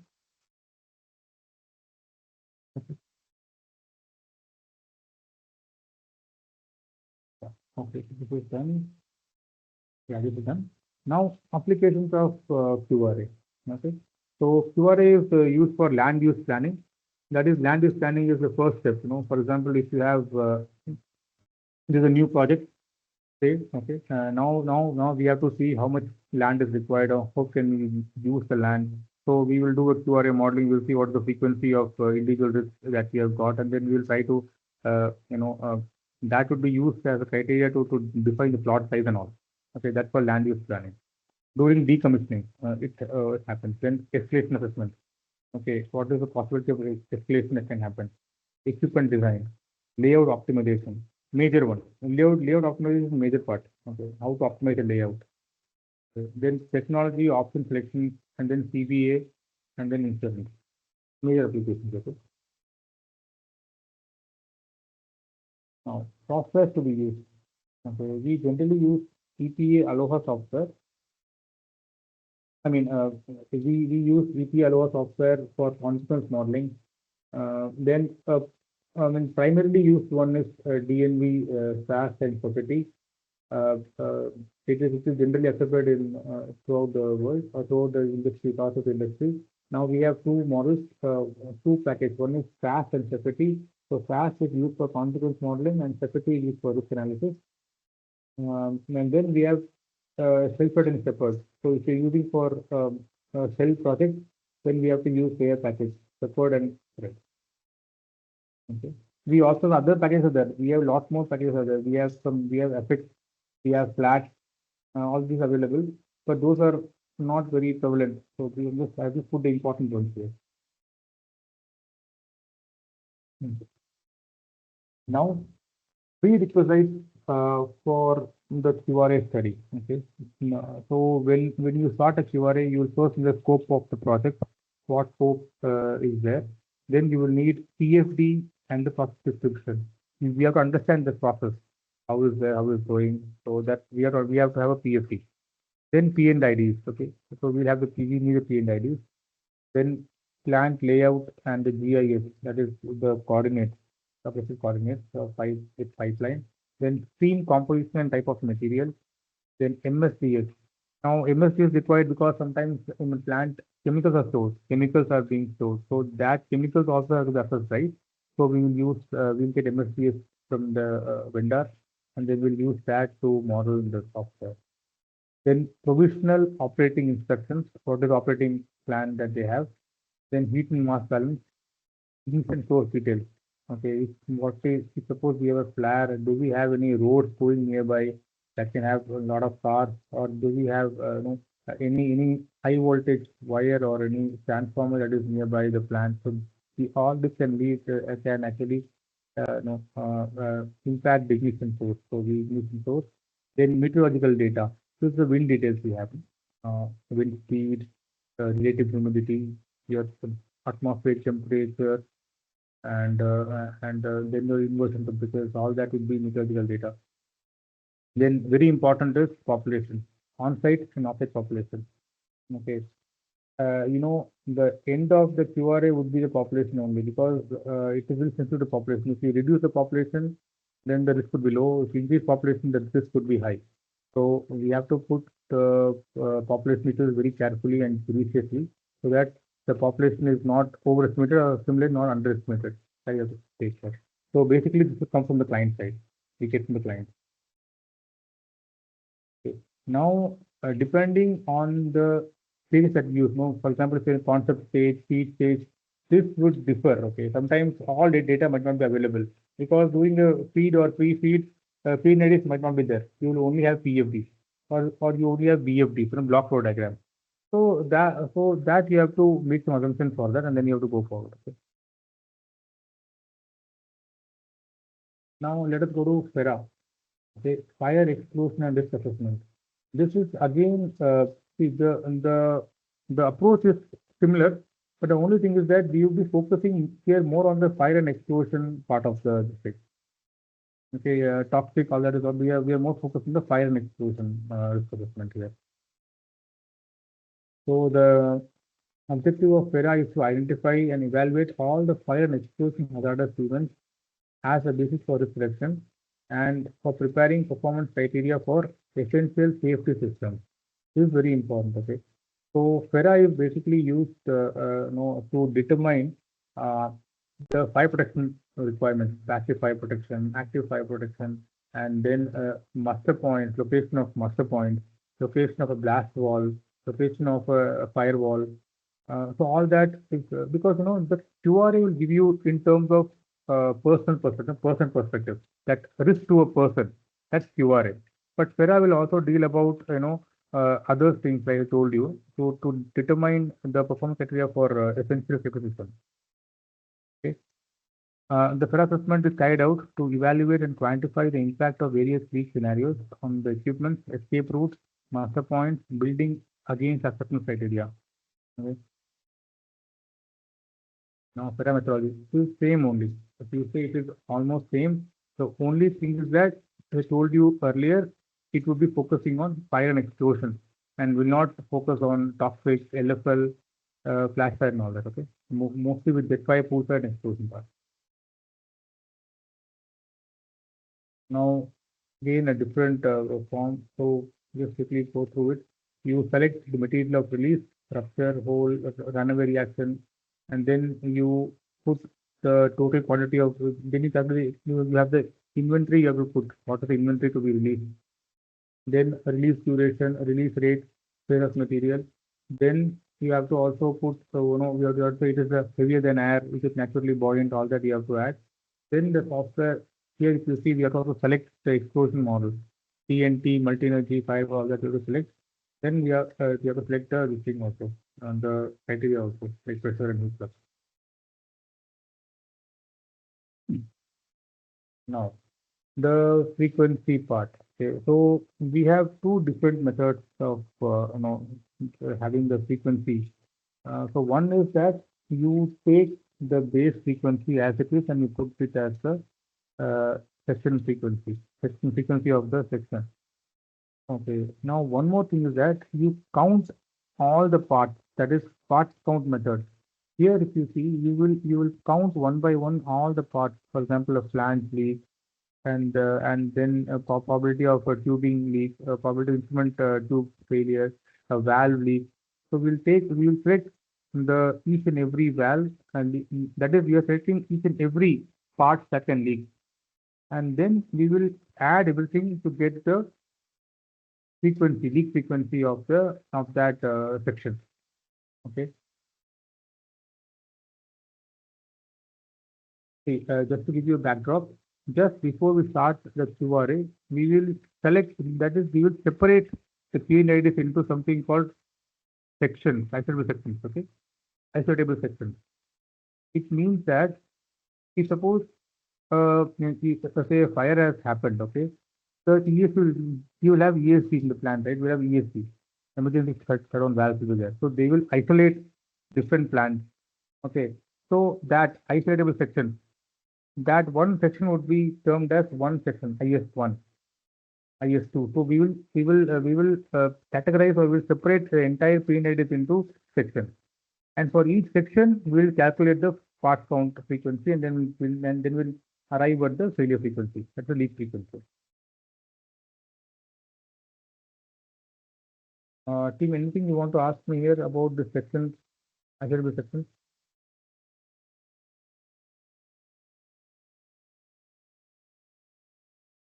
Okay. So when you submit your assumption register, this isolable section should be a part of the assumption register, and you should also mark it in the P&IDs as well. This one example how we do it. Okay. So We have, so this is that this red color is one section that we have taken, isolable section, and then we have taken each part count. For example, there's two flanges, there's one the fitting tube is there, then we have, so all this we have taken. Then we have, in generally, as per OGP, we have frequency for each of the equipments, like what is the frequency of a valve failure, frequency of equipment failure, frequency of pump, piping, all this there. So we'll use OGP in data book, and then we'll calculate the leak frequency for each of the leak sizes. Okay.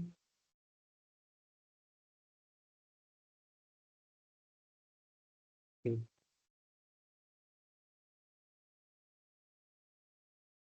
Okay.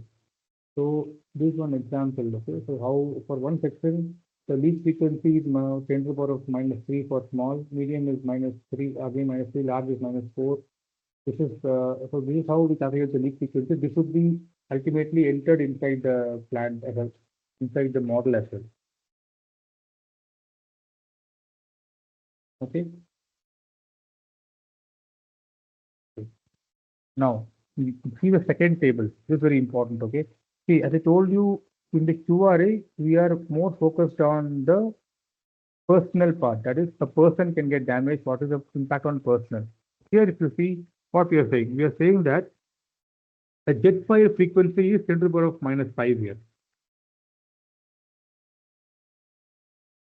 So what this is the even frequency. Okay, so now what we have done from the least frequency, we have calculated the even frequency. Team, are you able to follow me? So see how it goes. So we have a leak frequency, then there will be an inventory that is already inbuilt in the software. Then the software will say, okay, this is the leak frequency. Then what is the jet fire frequency? So what we have done currently in FERA, so the leak frequency we have entered in the software. Based on the inventory, the software has calculated the even frequency. So from leak frequency to even frequency. And then we will go one by one. Okay, is this even frequency under acceptable limit? Is it under alarm? We have put for heat radiation, pool fire, that is jet fire, pool fire, and explosion. So now you can see we are kind of digging deep inside each of the events now. So the same QRA model, but now here we are having a different perspective and we are going into different event frequencies. Okay, this is how it looks better. Any doubts you have? Anything you want to ask me?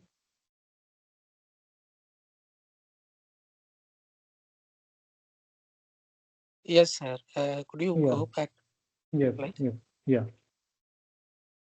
So in the first table, how they calculated the percentage in the per year?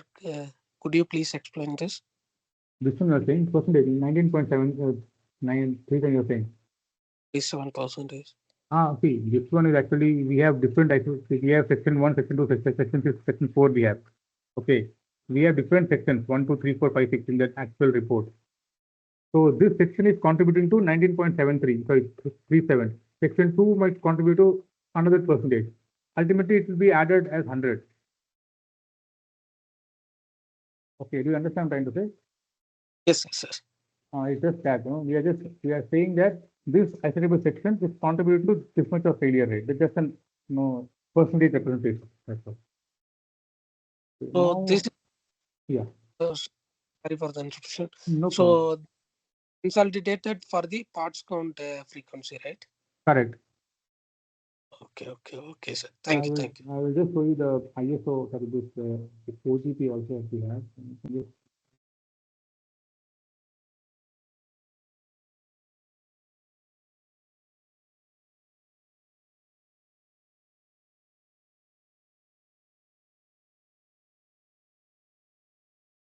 This is a data book that we generally use. This is here. We have for you would have it for different hole dia. Use hole dia. This is your piping dia that you're going to use. For example, if you have a 6-inch dia, then you have to use this value. You have to use this value now. If you have 6-inch dia. Now you already you would have already freeze your size. You would already freeze your leak size now. For example, now if you are going to model 5 leak size, then you will take from here 3 to 5 3 to 10 leak size. Okay, so you will take this value. Then if you put 25 as medium, then you will take this value. 10 to this, you will take this value. This one. Okay, So then in one, yeah, sorry, in this yeah, thing I have a more doubt. yeah. So we conclude we have the maximum range of 150 dia in this for one particular project. So Okay. No, you so we have have 150. yeah Okay, you're talking about piping size. Okay, pipe size you're saying. yeah. Sorry, that the Ah, maximum hole size pipe ah, sizes. okay. So is there anything? So for any project we have to stick on this 150, or it goes up to 300 Is there any criteria to select the hole sizes? No, no, For no, example, sir. Okay, pipe 42 inches of pipe sizes. okay. What I need to take the maximum pipe hole sizes in this area? Sir, see, 45 inch is a big one. No, it's quite a big piping. Okay, so what I will do is that I will take a small size, that is, we'll take a 5 leak size here. I'll take a medium size, that is 22. Okay, then I will take another large size, that is 50 to 100. I'll take 100. Okay, I'll take 100. Then take a rupture case. The rupture case would be above 150. So this is all rupture case you will take, because this OGB does not give you separate for rupture. It says above 150 is rupture. Okay, you will take it as rupture. Am I? See, I'll just use it. Okay, I will take this as 7 only. This one. Then I will take this as 325 Then this I will take 100 and this I will take rupture. So now what we are doing, 3 to 10 is small size, small leak size. 10 to 50, we are saying medium. 50 to 150, we are taking 100 we are taking large. And above 150, we are taking a rupture. Are you able to follow me, team? Yes. I'm just putting it here. Yeah. So we will take all the leak size, because the frequency will differ. Your frequency will differ. So we will model a small, medium, large, and rupture. That's it. And we'll have frequencies here. Yeah. So this is how we do. We have to all. So we have for plan joints. See, I told you part count. So when you do a part count, we already sheet is developed. So we have a sheet. So you can use that sheet and you can do the part count. See, plan joints, manual valves. You have to put, see, it's actually a big work. You have to go one by one. You have to put in it, then you have to enter it into the sheet. Then you have accurate valves, instrument connections, pressure vessels. So you have to, so all this part we have to put the frequency. Then we have to add everything. Then you will get the cumulative frequency for the entire section, leak frequency. Okay. See, anything to be discussed, or shall I go to the presentation now? Yes, sir, I am clear. Sir. Okay, thank you. It is, yeah. Now, outcomes from FERA, very important. So, what is the FERA done for? FERA is about passive fire protection. So, you know what is fire protection? This is a fireproofing. Okay. For example, if suppose there is a big vessel or a big column that is supporting huge inventory. That supports if they fail. Okay, that supports if they fail, it can lead to escalation. The support will fail, then the entire inventory will come out, or it will fall on some other thing. Then there will be domino effect. So what is so we have to protect those supports from fire. So that's why passive fire protection, fireproofing. Now, how much time the fireproofing is required? Say jet fire 15, jet fire 30, it means that support should be protected from jet fire for 15 minutes. That is called jet fire 15 or say jet fire 30. So we have to put the number, we have to put time also, because it's all cost. The more fireproofing, more cost. So we have to say that we need fireproofing for how many time or how much time we require the fireproofing for. Say 30, 1 hour, that rating is dependent on FERA. Sometimes FERA give you that also how much time is possible. Then firewall, glass wall, all that we can come using FERA, using FERA. Then the leak frequency and event frequency can be used for ERA study. So ERA is emergency escape and rescue analysis. Okay, so there are a lot of studies that we do for in terms of safety or plant optimization. And we will do something called ERA. So this is nothing but we have to see how persons can escape from the plant at least the muster point, and then from the muster point how they can evacuate from the muster point to a safe location. So this is very important. So we can take inputs from FERA in the ERA study. Okay. Then siting of buildings in facility. Okay, as I told you, if you just go back, I told you in that first one, right? As I told you in that Texas oil refinery explosion, I told that there were some trailers or buildings or temporary buildings near the plant facility that were not properly placed. Because of that, the explosion happened.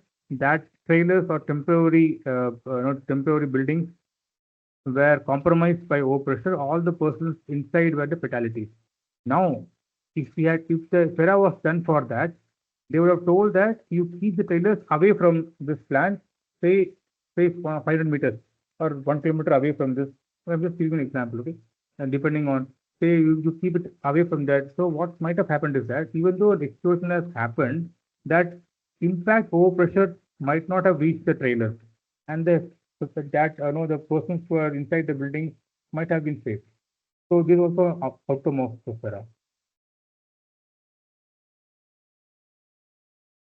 Okay, team, now can we, I think you all have this Aloha software, right? It's installed in your system. Team Aloha, was that link was shared to you?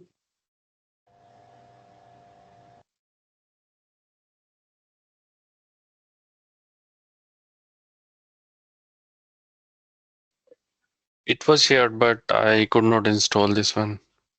It will not take much time, team. Can you install it now because we'll quickly run through, Aloha we can use it, we will see how the consequences are received.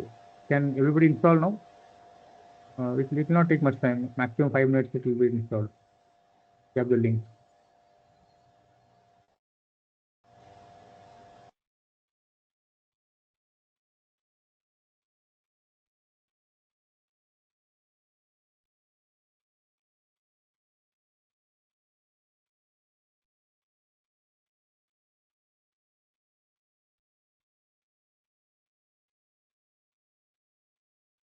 So you guys can install, I will just, you can just see this one also quickly. Okay. Sir, your voice is not clear actually. Yeah, is it okay now? Yes. Team, is it okay? Yeah, okay, okay. So yeah, team. So can we do this now? You guys can install the Aloha. Okay, let us install Aloha first. Just complete that first. We'll do it.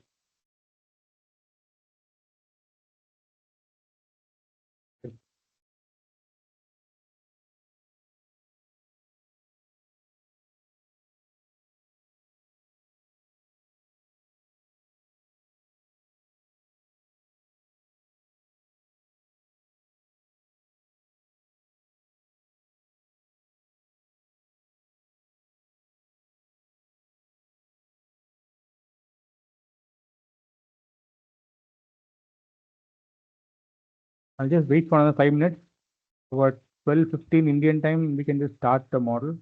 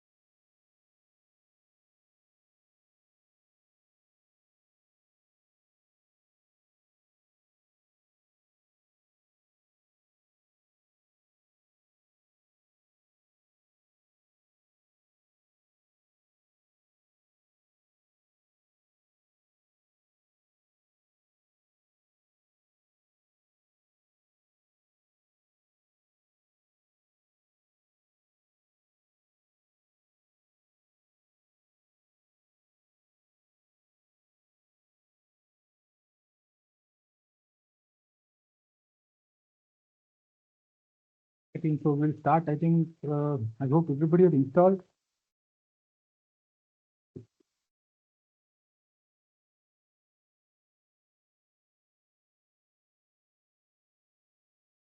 We have 3 more minutes. Let us wait.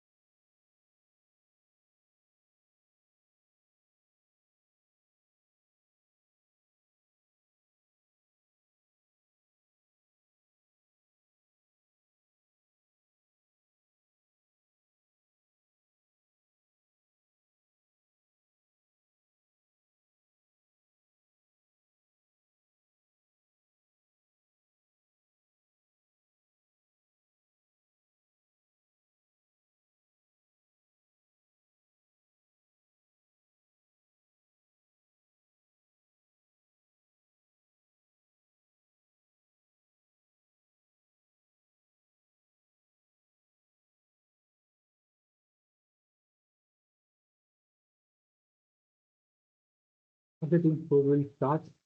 As you can, hope everybody has installed. So okay, let us see what the says. Central water facility treatment plant to protect a rural area of 2 miles from Sioux Falls, South Dakota. The plant uses 1 ton container of chlorine in water treatment process. These tanks are 2.5 feet in diameter, 6.8 feet long. The highest risk operation in the plant is cleaning the spring tank. This operation is done by using daytime hours. At 2:30 p.m. on June 25, 2015, while being moved into building, a single container begins to leak. So a valve located at the center of one end, that is, this valve is 1/2 inch in diameter. The tank contains 1 ton of chlorine when it begins to leak.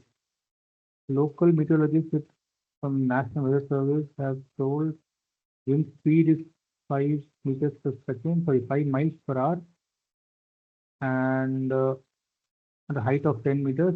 Sky is 3 times covered. Air temperature is 70 Fahrenheit. 50 degrees is the relative, 50% is the relative humidity. There is no low level inversion. So this is what is the conditions that have been given to us. So let me open the model.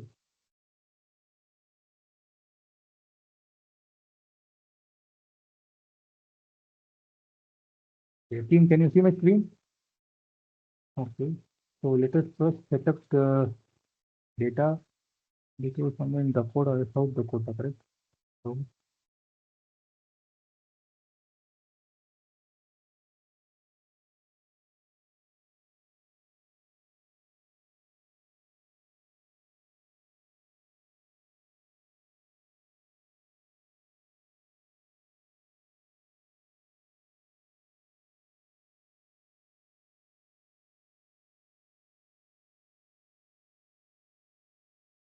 we'll find Dakota here.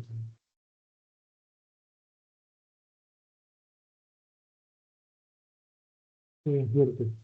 Sioux Falls, South Dakota. You select this. Okay. Then we put the Building type is not required. We set up the chemical now. So what is the chemical? Chemical is chlorine.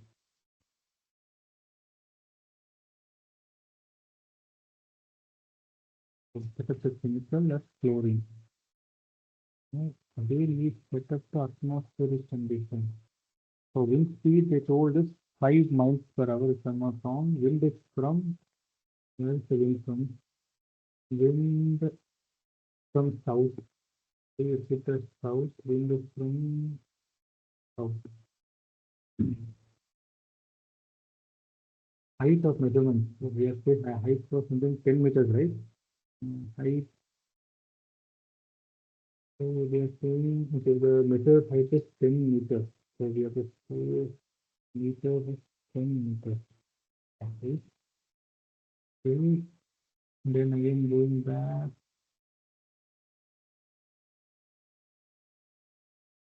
ground roughness. So something mentioned about roughness. 2.5 on 10. Okay. Humidity. I don't think they have put something about anything about roughness here. So just leave as default. Okay. Default is open country. And then select cover.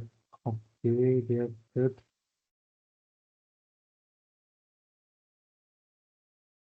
at 1/3. So 50% of the humidity. Oh, yeah, here it is. They're saying that 3/10 covered, 3/10 covered. So you can say it's partially cloudy, not a complete cover, not clear. It could be partly cloudy. Then you can say okay. Now what's the air temperature? So air temperature 72 Fahrenheit. 72 degrees. 72 Fahrenheit. And then stability class is always B is there. There is no inversion. What is the inversion at the height? Inversion, 10 there's meters. no 10 meter. 10 meter. 10 meter. Humidity is 50. You say enter value, this is 50, 0, nearly 50. Inversion is the difference of okay. 50, and again go back. Yeah, here it could be, I think, and here should be 10. Video. It's not in the service at all, and it's video. It's 92. And still 7. Now it's done, and then we enter in. Now it's done. Now we set up the source the tank. And they put some tank there, the tank, yes, it's a tank. Right. So tank is 2.5 and 6.8. 2.5 meters and 6.8. What was the tank we have done? The tank contains liquid, I think, different gas. Intake fluid, 72 Fahrenheit. Okay. See, you all can do with me, right? That's the plan. You all are doing it, right? Along with me. Can you please repeat on tank?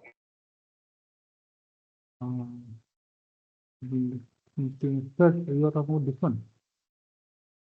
The previous dialog box and tank source. Yes.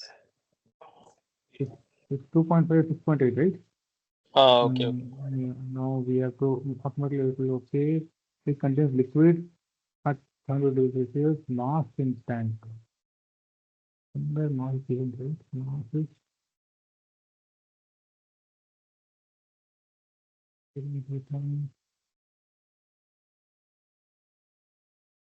1 ton.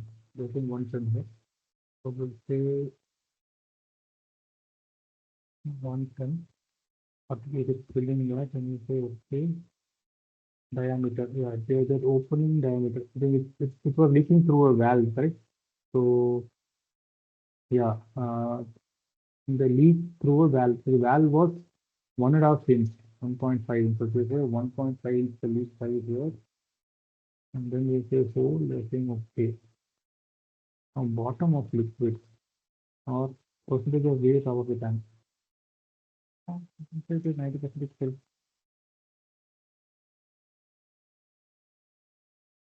What we have done now calculation of them.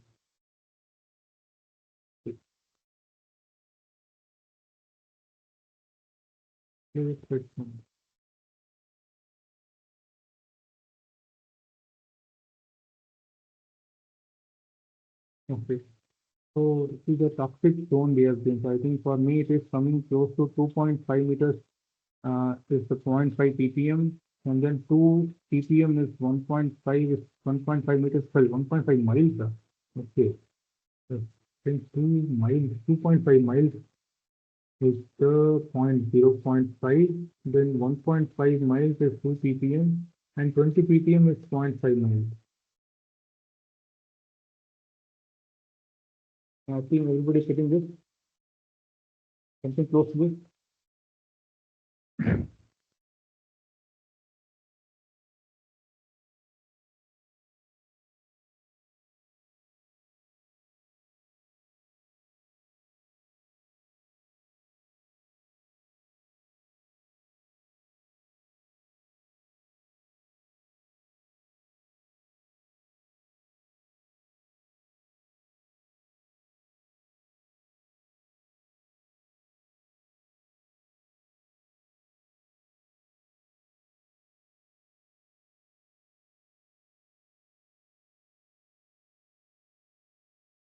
Yeah, team. So everybody is able to do, because already all inputs are given in the slide.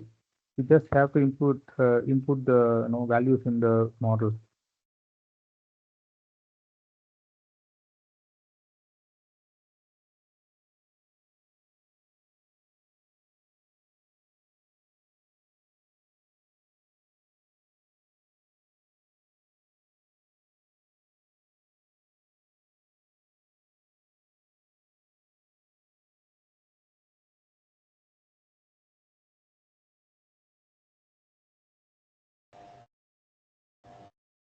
Can you please show the question?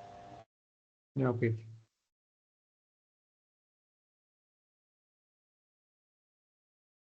Is it visible? Yes, please.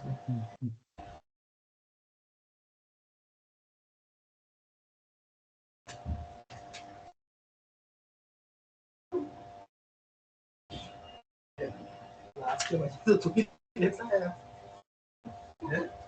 Class के मजे तो यही लेता है तो पूरी पढ़ाई कर रही है क्या क्यों क्लास वाले परेशान नहीं हो जाए तेरे से क्या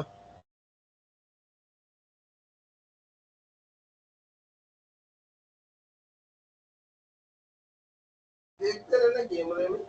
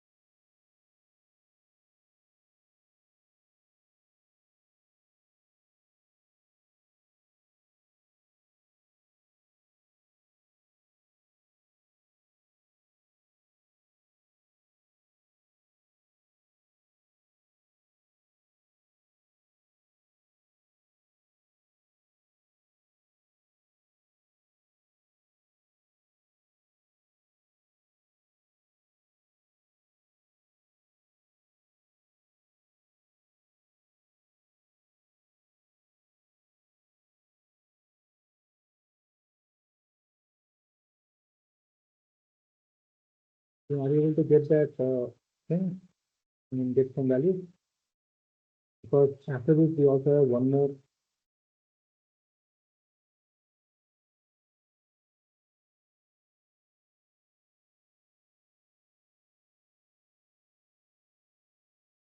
After this, we also have one more difference. Just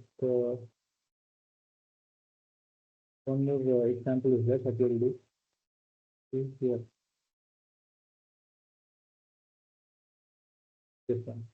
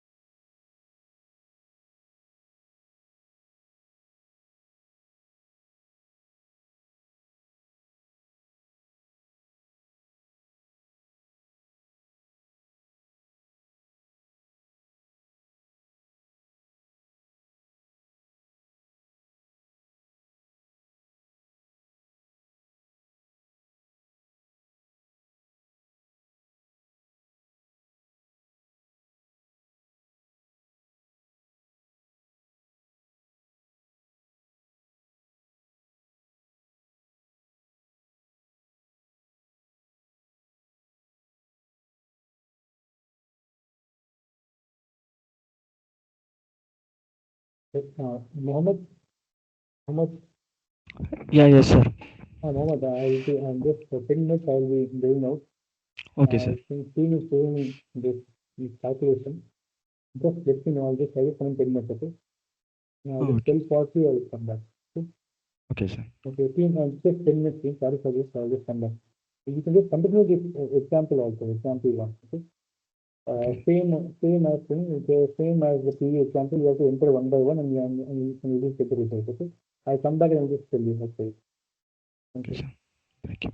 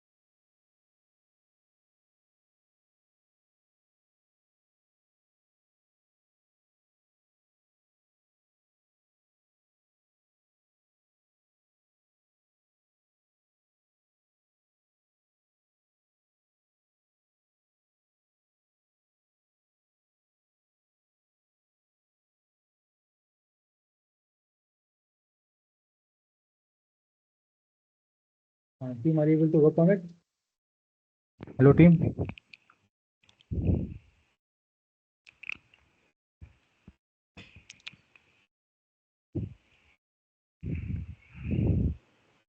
Team, were you able to work on the exercise?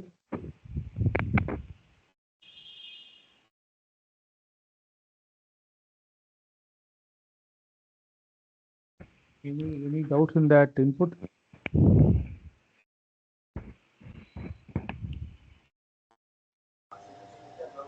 No, sir.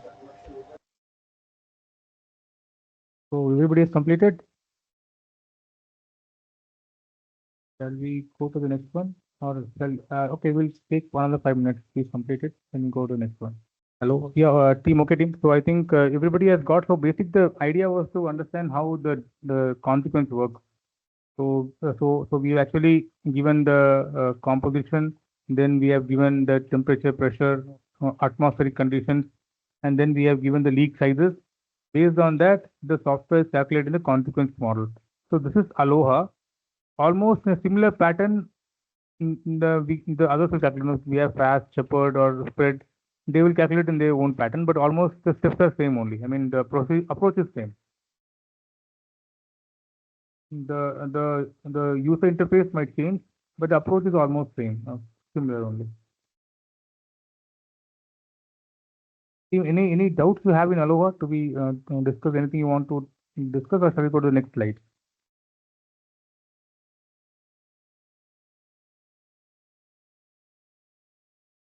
Team, anybody can answer?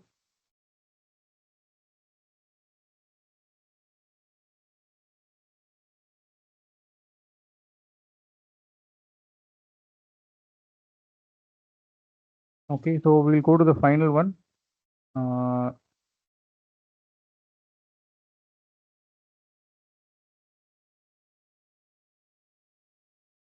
Okay, so this is how just to understand, for example, DNB is fast. So now you have seen the side view contour for Aloha, right? Similarly, in fast, we'll get something like this. No, this fast output. No, quite similar, but this is how the fast output looks like. So fast can model gas and liquid, full model, two-phase releases, gas dispersion and fire. So this is one sample we have put here. Sir, Yes. if a string consists of a different composition, then how we'll give enter in Aloha? You see, here in Aloha, user-defined composition is not allowed. I think it's only the components that are available in the software package. We cannot put a mixture here in Aloha. Aloha is single component only. Okay. Yeah, because Aloha is basically used from EPA US, so they have their required components and then they use that only. The mixtures are not allowed. I have not seen anything. You cannot add a mixture as such. You have to use individual component only. But in fast and shepherd, we can prepare mixtures based on the composition on the mole. So mole factor. that means for initial phase itself, we enter the different composition and this percentage. Correct. Yeah, exactly right. So basically, we'll get the heat and mass balance. We'll have the composition, correct? So in the Yeah. composition, we will, for example, methane, ethane, propane, decane, dodecane, pentane, all that we will first put, and then we'll put their respective molar fractions or mass fractions in the as the composition percentage. Okay. So then the mixture will be ready. Then we have to run the mixture so that all the properties are got for the mixture, and then we use that mixture in the final model. So it will calculate the phase from the itself. Everything. It calculates the flammability, LFL ranges, it will calculate toxic, everything it will calculate on its own. The software package has that capability. Okay. Okay, so again, basic steps for DNB model: input operating conditions, add composition, define leak, calculate the discharge rate, dispersion calculation it will run automatically. Then these are the outputs that you will get: toxic, flammable, fire, and explosion outputs you will get. Now, final one, it will not take much time, so we can just do one, inventory analysis for this. Okay, a petrol tanker supplies flammable fluid from source to petrol bunk. The frequency of tanker's accident is 4 × 10⁻². So tanker accident frequency is given now. Okay, so the tanker accident frequency is 10 to the 4 into the power of minus 2. From here, we have to calculate the even frequencies. This tanker accident can lead to a fire, a spill, no spill, that we have to calculate. Can we try to do it?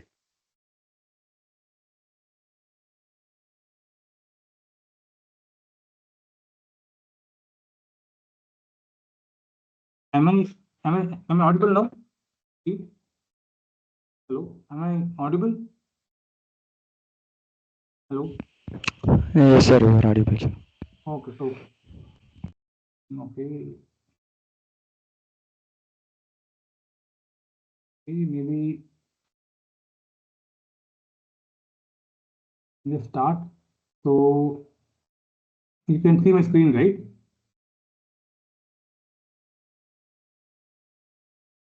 Team, you all can see my screen. I've opened a whiteboard now. Is it? Yes. Yes. Okay. So see so basically we are saying 0.04 is the accident frequency. Okay. Now what does it say again?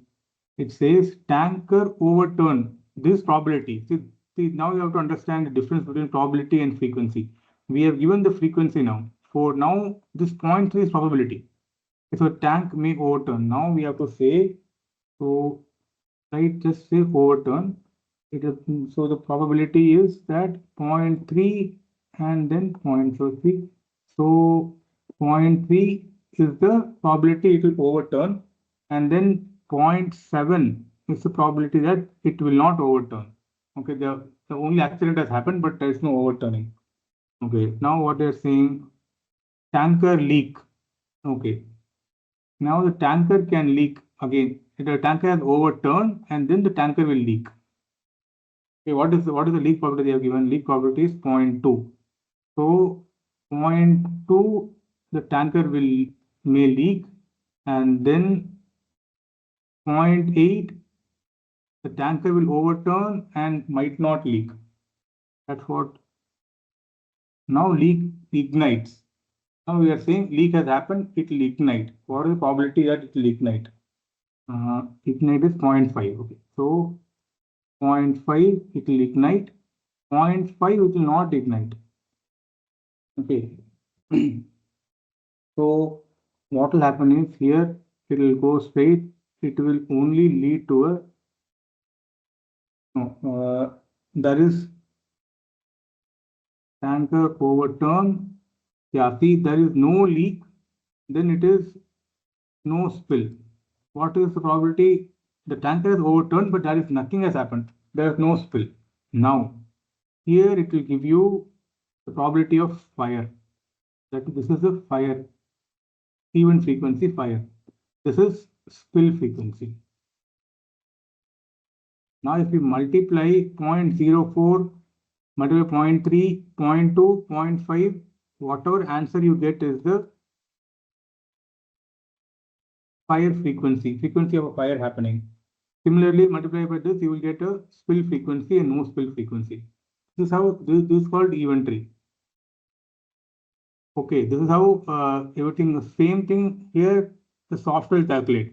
We say this is the leak frequency, we are saying, example, then calculate, is it a jet fire, is it a pool fire?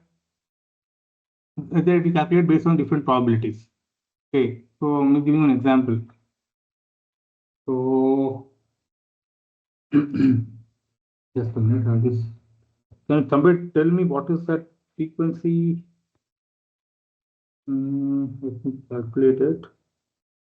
0.04 multiplied by 0.3 multiplied by 0.2 multiplied by 0.5.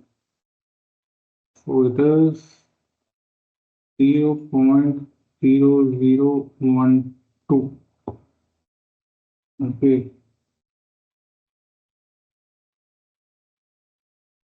Or else we can say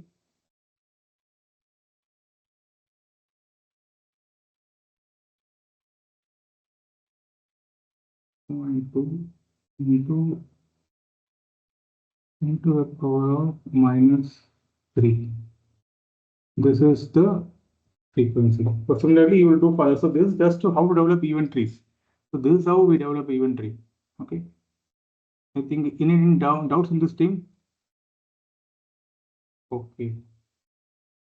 Now a fall tree. Okay, I'll just quickly tell you what is again a fall tree. So what exercise is saying is that draw a simple FTA, that's fault tree analysis, to start a fire. Fire to start. How a fire will start. Okay. So here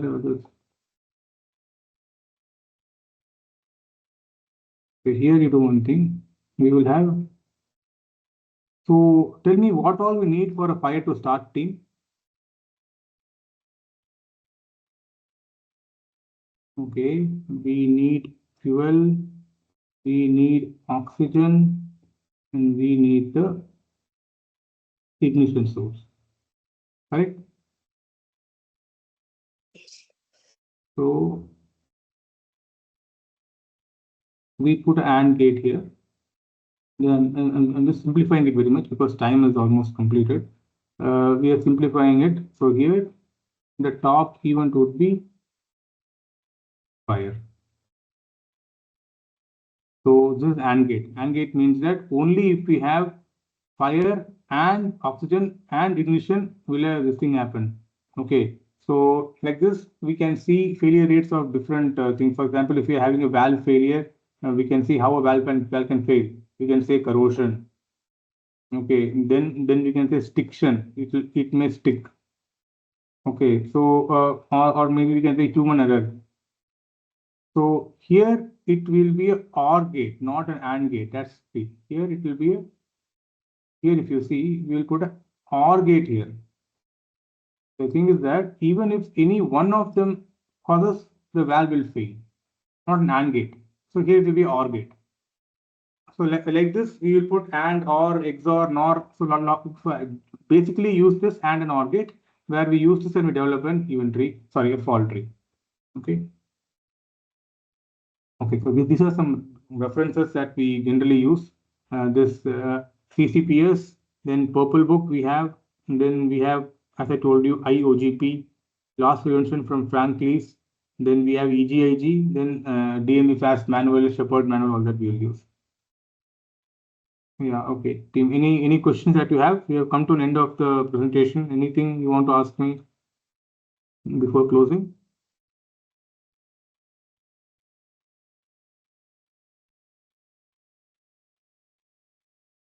If anybody wants to have any discussion, or if anybody wants to again want me to again repeat any slides that you want me to repeat, I'll repeat again. Okay, so I think nobody has any questions. So either my presentation was very good or it was very bad. I'm not sure. So somebody is asking, Mr. Sumit. Yeah, just a general question. If like I want to enhance my further knowledge and profession in process safety, is there any like recognized certification? Could you please recommend to enhance to upskill my resume? Like this one is a technically knowledgeable course, but the course, the certification which is recognized worldwide. For process safety, the process safety actually has a different domain. So see QRA, then we have Yeah, SIL. QRA. Yeah, QRA is one part of it. Then we have HAZOP. So all, for example, HAZOP training is given by TUV. HAZOP and SIL training is given by TUV. So TUV is there, which gives you some idea about HAZOP, HACIT, SIL training. They will give you TUV. They give you trainings. So you can connect TUV also. And then also there's something called there is one US company, sorry, CCPS. CCPS will also give you a certification after the course. So that also you can check out. But they all they all have some cost added to it. They all we have to spend some money and then we have to get the certification. Yeah, sir. Okay, thank you. Apart from that, the best idea would be to gain some experience, hands-on experience, and then add on to the certification part. Okay. Okay, team. Thank you. So any feedbacks you can send it to Mr. Mohammed. It will be, and any questions that you have, you can contact either via mail or we can send a mail to Mr. Mohammed. Thank you. Thank you, team. Okay. Thank you, sir. Thank you for a wonderful session, and thank you all for your active participation today. We have covered some great materials and valuable session. I will be share the session material and assessment link. Kindly complete the assessment. Thank you, sir. Thank you all. Good day.